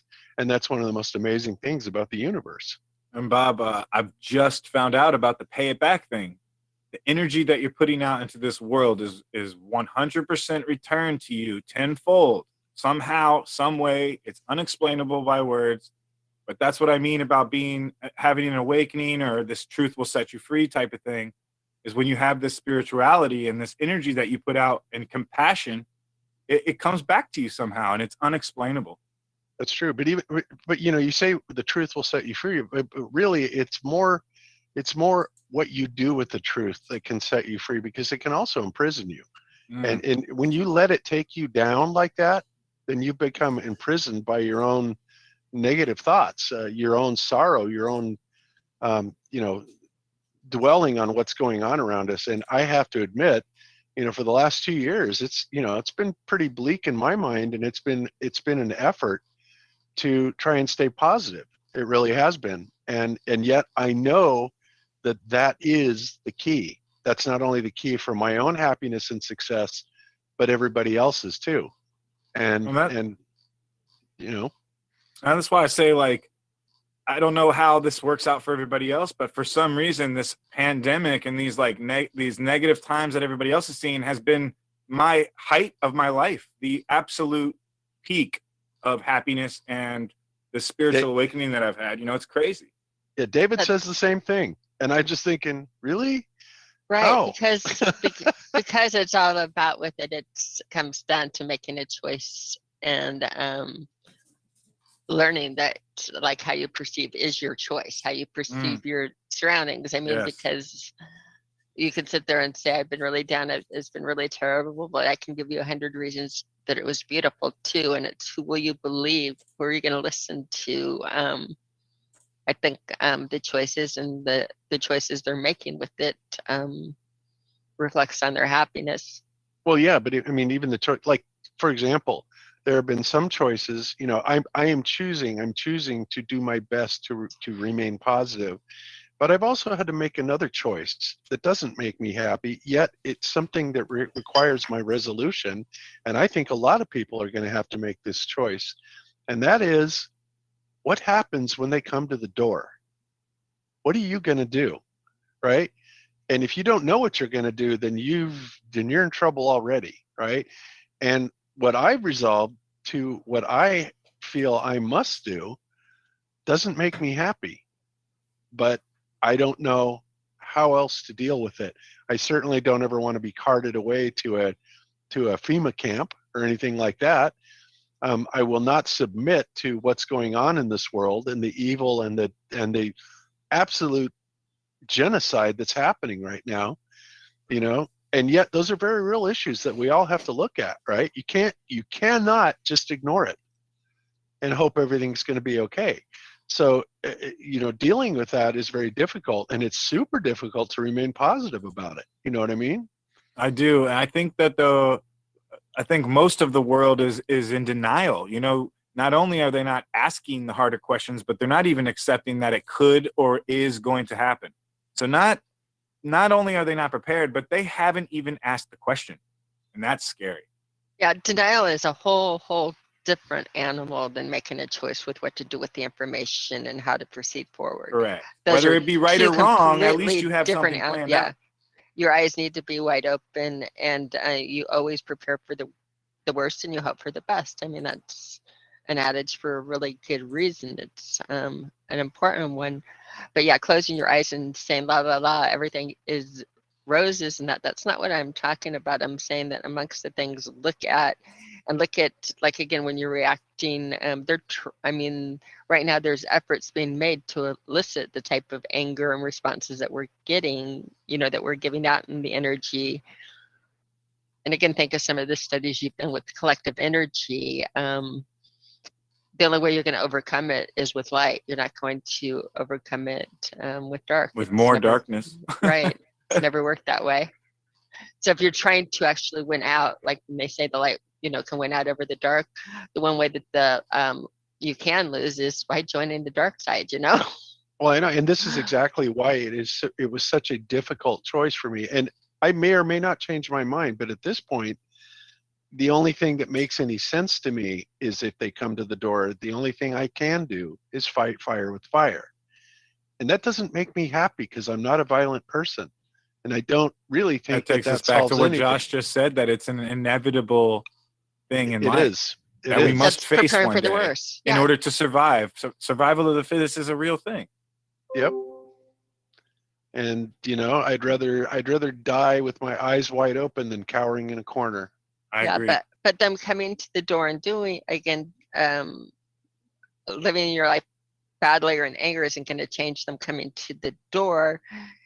It may change how you react and how balanced you are to react to them. And again, if you're in a state of anger, your law of attraction is not good at that point. So I think your odds are going to be a lot better. And then if you prepare for that, work on ways out and around or doing that. But remember, nobody promised a rose garden. I'm not saying that when I'm saying take a good attitude, I'm not saying that it's all puppies and warm kisses and roses. There are serious issues that we're all dealing with right now. And again, it's how you mentally deal with them. We're being forced to make choices. Mm-hmm. Make good ones. Think about them and be aware. Yep. I think it boils down to like an Alan Watts sort of philosophy there, where you're focusing on a future that hasn't happened. When we know that the past is gone, the future hasn't happened, and there is only now. So that's my spiritual awakening. That's why I deal with the negative differently, is because I am focused on my girls are in their room, they're happy. Yes, I've planned for that same question, but I don't plan for it every single day of my life. No, and once you plan for it and you get it resolute, then it's going to become a reaction, and you don't have to think about it. Mm-hmm. It's like if somebody came to the door right now and I knew who it was, I knew exactly what I will do. You know, period. and I'm not going to think twice about it because I've already thought it through. Right. And that's, that's the best way to handle it that I know how. And if anybody has a better, cue, I'm all ears, Well, no, you have to be like, you have to know what you're going to do before that time comes. And yeah, I mean, you don't get to think about it when it's happening. So yeah, it's very important to think about that before. Yep. I'm And gonna yeah, you have to have hesitate. that mind. Yeah, you don't Mhm. hesitate. Yeah, don't hesitate and do this. I'm going to borrow from Lyric Nights because we're heavily into Lyric Nights. Bob, I don't know if you're watching the chat, but our entire chat is alive with lyrics. Mhm. And I'm going to be on this one. It's been playing a lot on my radio, but it's, if I could tell the world just one thing, it would be that we're all okay and not to worry, because worry is wasteful and useless in times like these. I won't be made useless. I won't be idle with despair. I'll gather myself around my faith, for light does the darkness most fear. She's not saying that when she's saying it would be that we're all okay and not to worry because worry is wasteful and it's useless. It really is useless in times like this. You have to prepare. But if they can be made, if you can be made useless, that's what I really think they're trying to do. I won't be made useless. I won't be idle with despair, and I'll gather myself around my faith, for light does the darkness must fear. That I think are great lyrics. This Yep. is from Jewel and it's called My Hands. Yep, very good. This is funny. Isa Mahalski says, Bob gonna jump out in a kimono with a sword. And Isa, that's not far. Isa, That's not far from the truth. But let's just say you guys have seen me in chat leave this little saying in there a lot.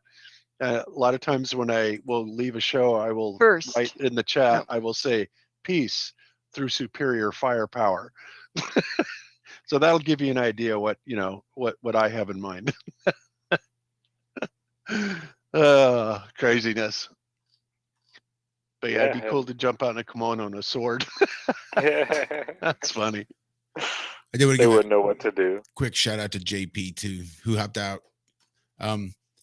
He was really dead set on doing this, and he had set up a GoFundMe and was literally collecting funds so that he could go and track down and do the research and get the answers to the questions as to what happened to my placenta, what happened to all this stuff after I was born, this biological material that is still considered me.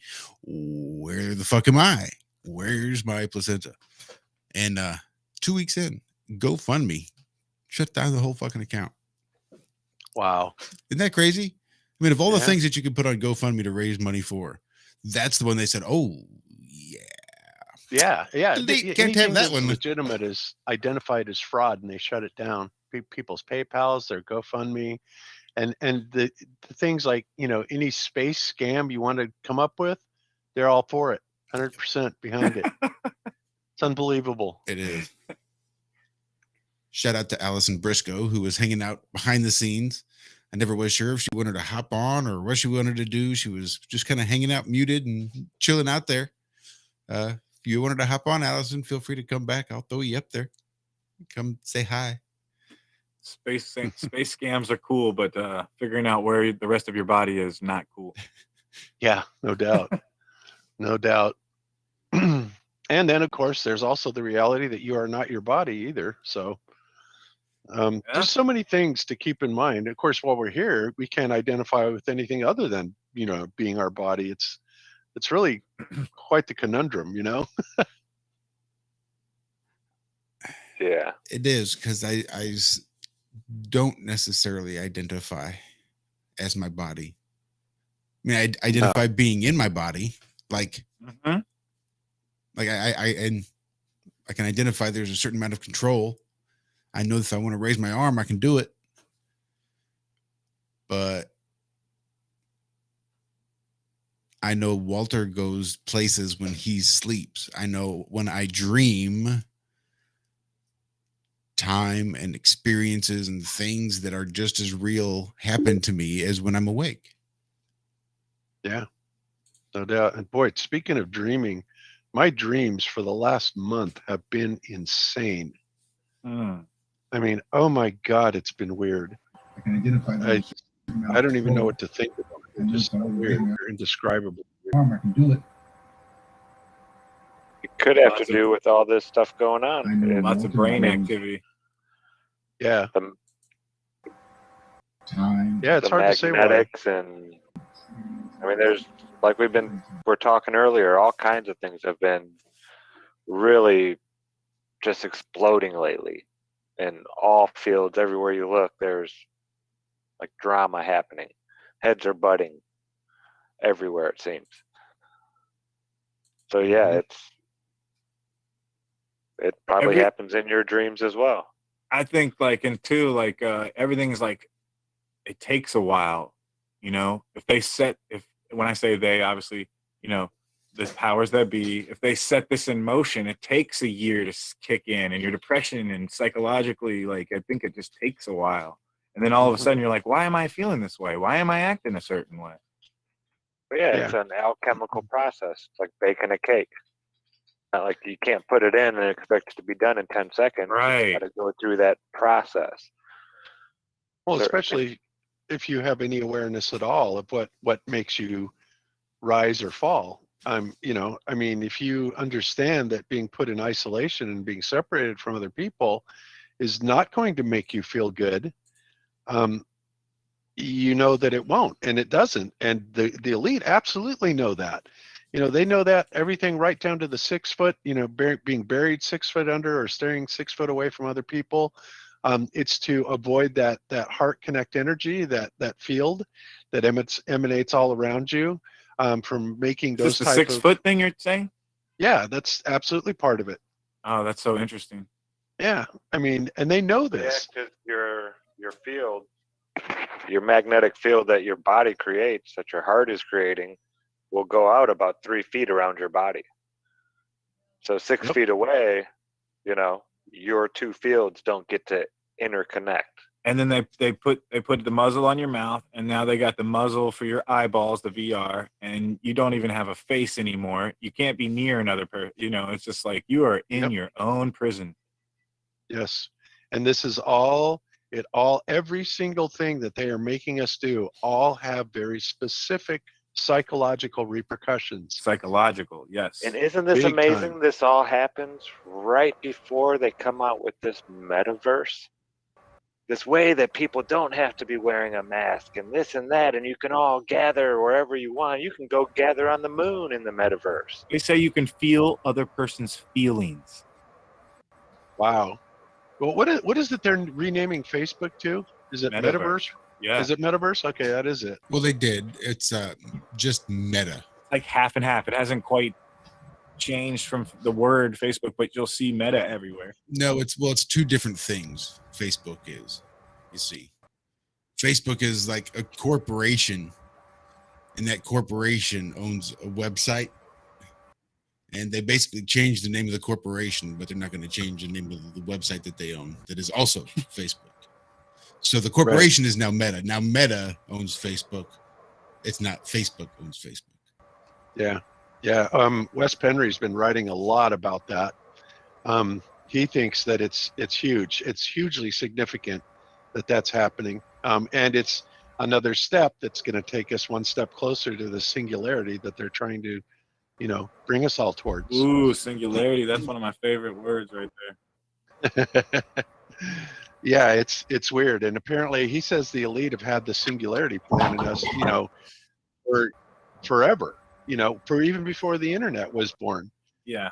Which goes to tell you, and if what we're finding out now is true, and I absolutely believe it is, that our high-tech era is actually behind us, you know, 100 to 200 years, then obviously that tech's already been there, and they're just going to bring it out in a different way this time to essentially incorporate it with the human condition itself, thus making us all Star Trek Borgs, right? That's the first major time I had ever seen anything like that, you know, or that kind of a concept of being completely interfaced somehow with the computer system. I believe, Borg. Yeah. Yeah, I believe they're laying chemtrails. I believe the metal is in the air for us to breathe so that our bodies will slowly accept new augmentation. but because it has to be metal, if you know, it's like a piercing that your body rejects. Body hates foreign objects, especially metal. But if we start breathing it and we're incorporating it into our blood and it goes into each organ and we pass that down to our children, we adapt and we will fucking evolve into goddamn robots ourselves. Yep. Oh, and that's the whole reason for all this carbon stuff that's going on, and that's in the vax, and I mean, we're being inundated with the very things that make semiconductors, which is exactly what gives us our computers. It's like, wow, they don't make it. It's not like they don't make it obvious or anything. You have to really be asleep to not get it, or see it.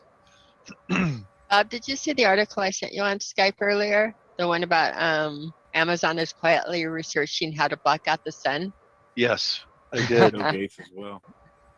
That was crazy. I could even share it up on the screen right now. It's like they're a little excuse to tell us why all that shit's there. Right. It's not necessarily nefarious, but it's definitely ominous. A billionaire researching plans to dim the sun might seem like a plot of a famous The Simpsons episode, but that's exactly what Jeff Bezos seems to be doing. Bezos' mega tailor Amazon has partnered with the National Center for Atmospheric Research and Geoengineering nonprofit Silver Lining. Bet you like that, Lucas, to help create models that show what exactly would happen if we blocked out some of the sun's rays. So yeah, this is where our not nefarious. This is insane that you're reading this. There's an exact replica of this article that says that Bill Gates is doing this. If you were to type in Bill Gates blocks out the sun, an exact article like this pops up. Really? Wow. That's because it's all written by bots. We've been saying this for a while on Iron Rea. Yes. I promise you, I've already known about this, and that's why I looked into chemtrails in the first place, because of this article that says Bill Gates plans to block out the sun. No, it's not out of a movie. It even says it just like that. It's like, we no, covered it's not. that. We covered it like 3 years ago on Globebusters. I remember. In fact, it's actually on the 24/7. It's one of the clips on the 24/7. Yeah, I agree. You're right. It was there because they're talking about deploying this large chute to The block way that out it's the worded, sun. the way she just read that, it's like exact saying. And just like that, we have space lettuce. Yep.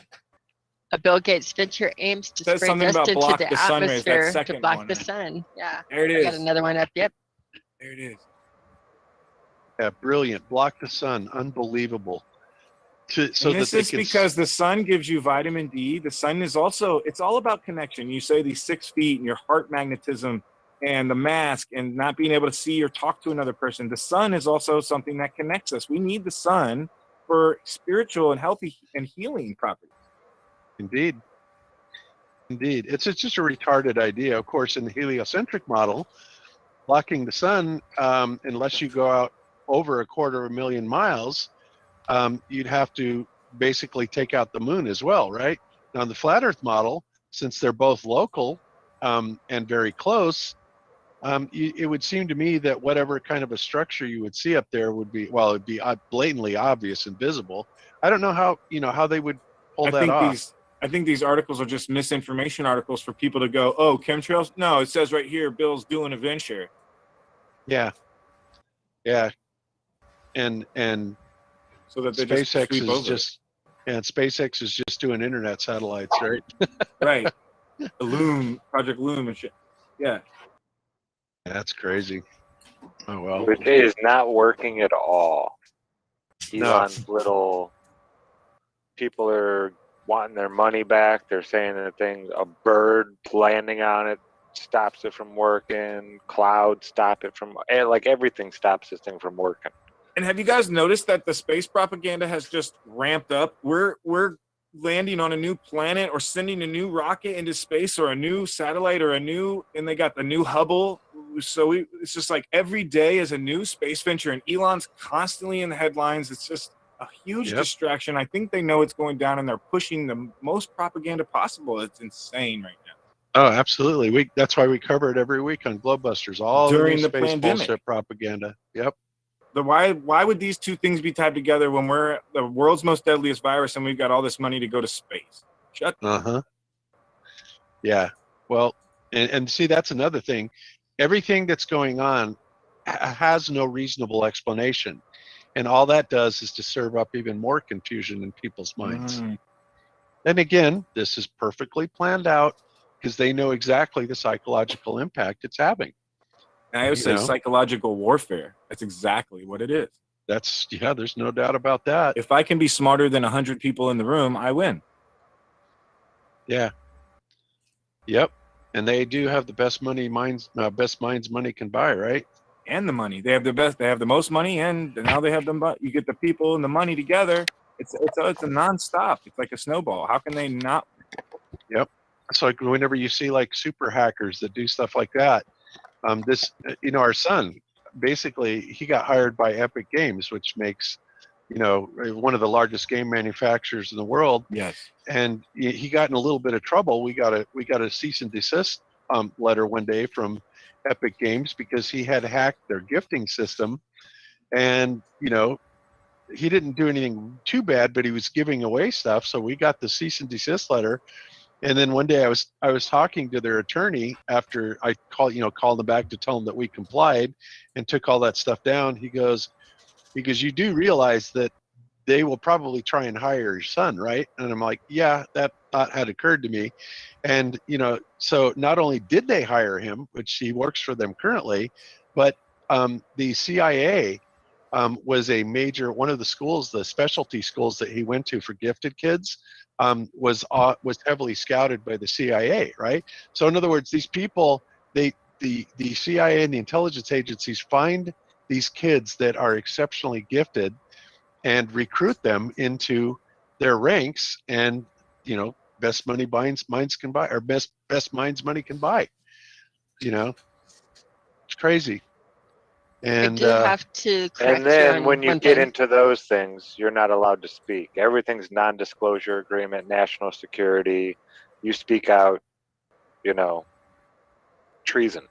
There's only one penalty for treason. Yep.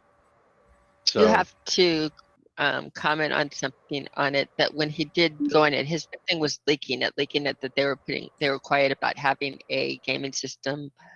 But what he did was he leaked that it was there, and he put a countdown into it where people could pre-order. One of the neat things he did is he didn't really hack it in any harmful way. He didn't. In other words, he just made it that people could pre-order. no, it wasn't all that bad. But Yeah, the there was fact that no he there was did no it giving is away what anything. they were interested in. Yeah, they were interested in that he did it, but it did zero harm to. In other words, it didn't do any harm to the thing. It wasn't like trying to hack and steal money from it. It was more of a leaking thing. And yeah, he did that quite young. It was pretty. Yeah, and this isn't something new either. Didn't he do something in the Denver school system? Yes, he hacked the school second system. grade Yeah. and put out a message to everybody taking the standardized test. Yes. That was. Yeah, he's first been or a second handful. grade. Yeah, he's been That was quite a interesting. That was fifth grade, and Was what that he fifth did. grade? Okay. That was fifth grade, and what he did, and he still says it's impossible that it happened, but it did happen. But on the state test, when they give it, he didn't go into the test itself, but there's that little preamble that gets up giving the test instructions to the teacher, and it's like 20 minutes before the start of it must be approved by a proxy, and this not. He took out words and would be put in rolling words like has to be approved by your mama or the president Or President Obama. Or yeah. He put in rolling text on the thing, making it a joke, right? But he thought he was just doing it on his teacher's copy on the desk because he was working one-on-one with a teacher, and he thought he was just doing that on her copy. And it turned out that everybody, when they did the test statewide, all the teachers got the comment that the test had to be pre-approved by your mama. So it was hard to be in too much trouble over that one because everybody was laughing so hard, and I think they needed the good humor, and there was no compromise. There was no test compromised or anything like that. Again, it was just he doesn't have a malicious bone in his body, but he's too damn smart for his own good sometimes. Mhm. But again, those are the kind of kids and people that the intelligence agencies go after. Keeps And parents on their understandably so. toes. Yeah. That's why I got him at trampoline to keep him busy, jumping right in sight. So yeah. Yep. So anyway, well, geez, guys, it's like 9:40. Yeah, I know. We've been rolling. My head is starting to hurt. Yeah, it's getting there.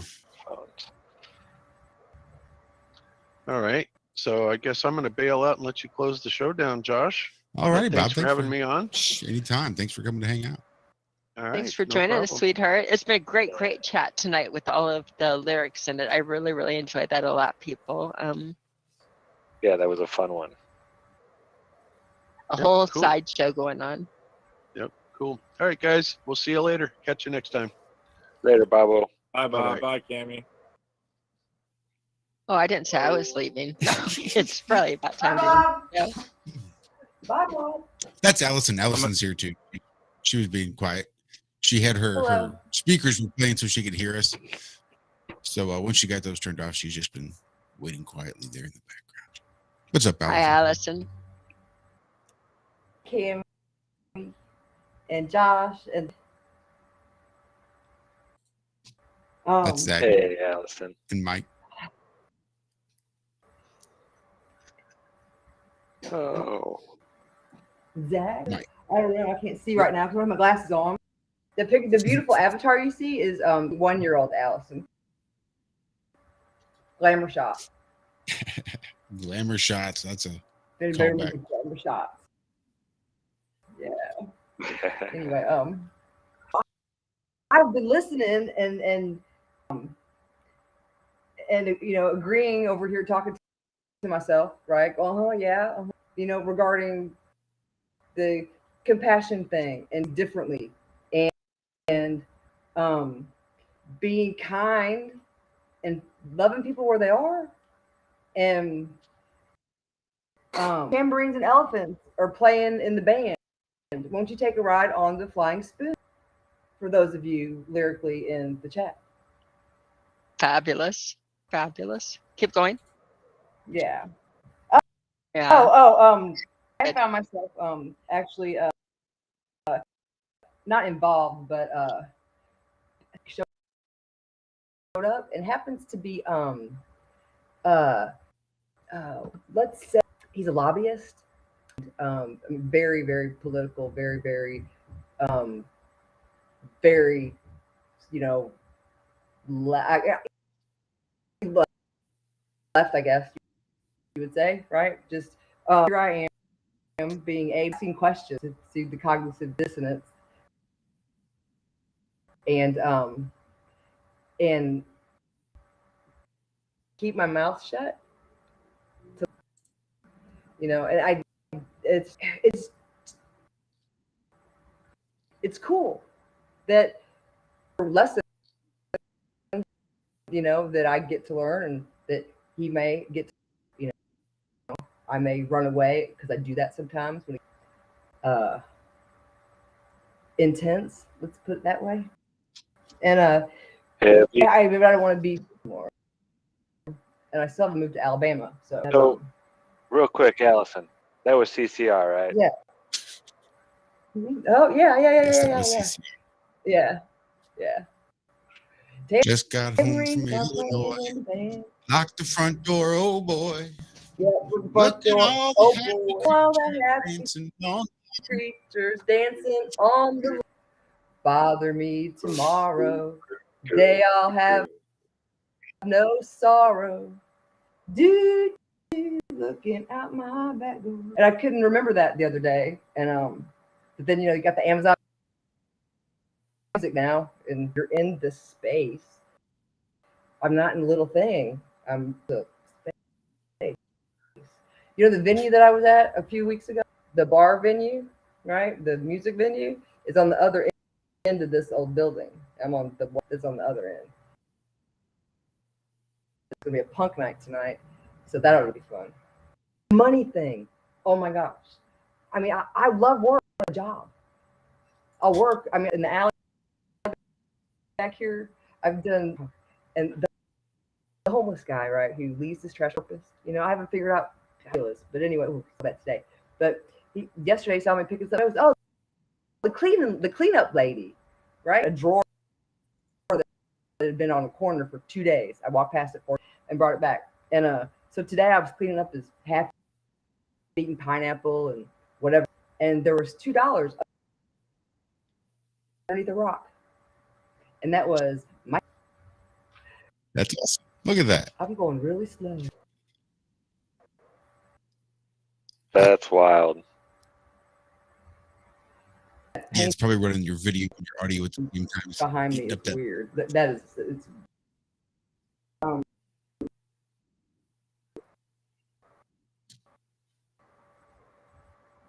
What happened? Yep, I think it's just eating up your bandwidth. I think is what that's doing. Yeah. Yeah. Yeah. Well, I'm That on could be Wi-Fi. what it now. is. It's like I have like 4 to choose from right here. I have 4 to choose from right here. Yeah. And then people are like, you're everywhere because it's so much fun. Let me get eyes. I'll decamera eyes. Decamera eyes. Decamera eyes. There, that should help. Throw you down Hello. right there in the little corner, and that should help. Look at that. Yeah, that should help. That should keep you I from know, breaking very up. deepy. I don't have a big thing like y'all do. Still breaking up? Okay, well, I could bounce out. Nope, and it's come back. better.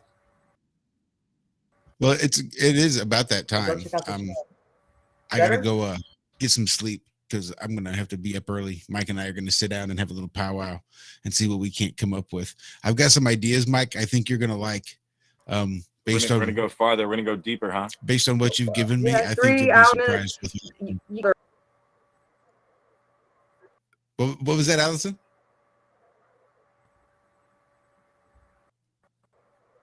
Oh, it I might said really be. I said stay with another 7 minutes, so we get to 3 hours and I can- 33 minutes.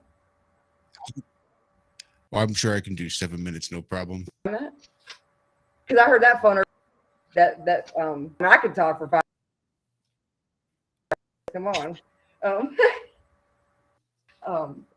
Cammy, you're gonna have so much fun, guys. You sent me that one, Josh. Dude, that was I'm envious. like, I'm I was like, oh, envious that's of that. Yeah, I need to probably like leave the show and get my kitchen all clean so I can get up early in the morning and start my play date. That's really, really, if there was a really good doctor out there, that's what they would have ordered for me as a play date with Karen B tomorrow. I'm super duper excited. Oh, nice. What are y'all doing?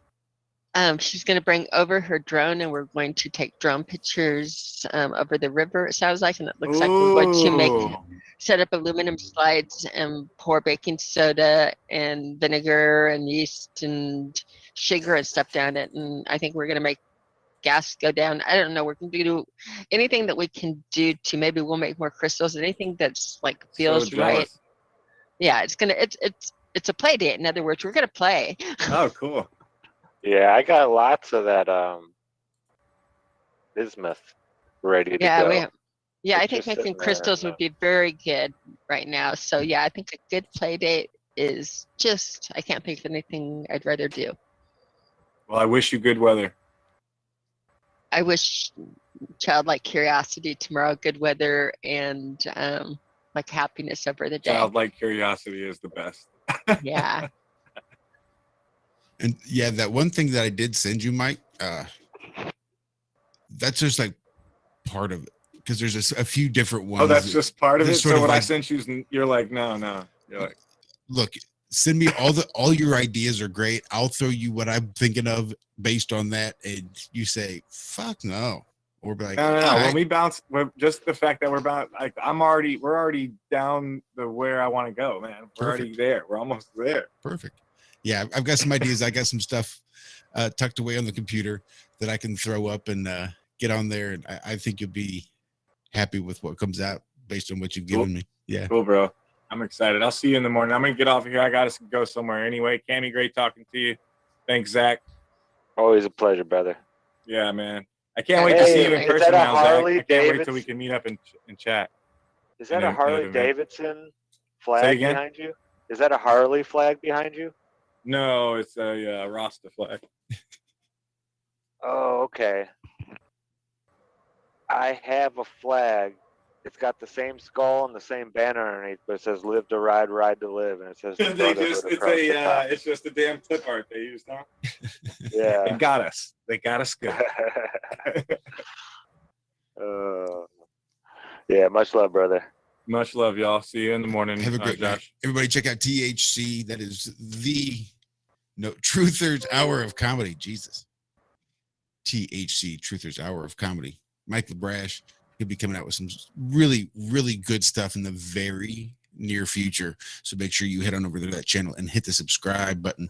What do you think, Allison? Are we at the 7-minute mark? Did we do it? Are we there yet, huh?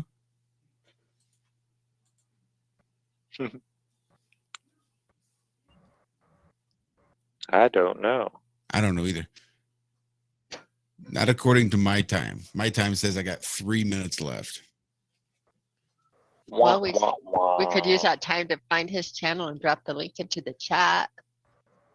Oh, yeah. Do you have a, yeah. That'd be great. Why don't you just put me on the spot right there, Cammie? Thanks. Well, especially with the channel name like THC, like nobody else would have THC or a video about it. I put myself on the spot. I don't think I'm going to be able to find, but I want your channel. I can get it. Yo, I'm pretty sure Mike. I can find it. I'm pretty sure I can do it. Ha. Dude, Divining rods to find crystals. I don't know. I know there's people who claim they can find all kinds of different stuff. It's all about practice, you know? You go out there, you feel what the rod does in your hand, and then you dig down underneath and see what's down there making that. So some people might be able to find crystals. I don't know. That's a good question. Those things are wild. I don't comprehend what's going on there, but maybe you could balance a couple of crystals on the divining rods and have the crystals attract each other. I don't know. You can hear it in my voice. It's starting to go out just a little bit. It's getting a little harder to talk as the night progresses. Cavendish, that bitch. Or maybe All right, Josh. I love you, man. To keep all the time. Get some rest. Maybe this should be my radio voice, and I'll just live fast. Now you sound like you're Die trying young. to be George Norrie.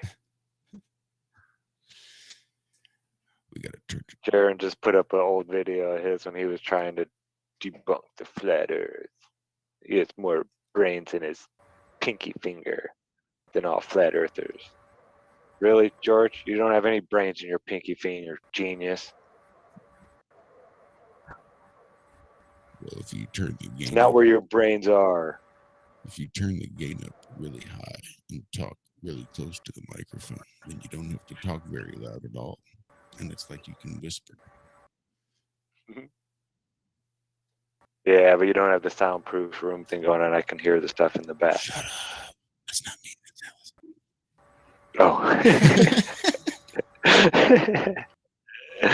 Oh. That's funny. Thank you for the link, Josh. By the way, for people in the chat, if you're going to scroll for it, not hit his link, I highly suggest you put in Truther's Hour of Comedy. THC, because THC just is, there's other things out there. It was hard to find, and as soon as I typed in it, it's like, oh, but I am subscribed and getting all notifications now. Yes. Welcome, Mike. John's right. I definitely need to get to bed. Yeah, big shout out to Glowbusters coming and joining us for the show. Thanks, man. Thanks, Bob. Thanks, sweetheart. LC King, it was awesome seeing you. It was back on the panel, brother. Very nice to hear your Been missing you. Aussie accent. Thanks, Lucas. Walt, miss you, man. Good Love you, healing Walt. vibes headed your way. Love ya. And love you all out there. Thank y'all for joining us. That was fun. There's some good chats tonight. See, it's always the best shows when we come with nothing. Well, I can't say the best shows because I love the ones when we have guests on and stuff. Those are always good too. But it seems like when we come with nothing, it's just, we always go over. I don't know. Love y'all. Love you guys. Thanks for hanging out with us tonight. It is always a pleasure and a good time to be able to do it. And yeah, make sure you tune in over there to Awesome Austin's channel this Wednesday, 7 p.m. Eastern, I believe. I do believe that's correct, 6 p.m. Central, for Breaking the Chains of Addiction Volume 2. Jeremy and I will be guests, and we will be hanging out with Austin and discussing sort of our trials, tribulations, and lessons learned in breaking our particular chains of addiction. For those chains that were broken, Anyway, you guys have a great rest of your weekend. We love you. Be good. Be well. And bye-bye. Yeah. It's worth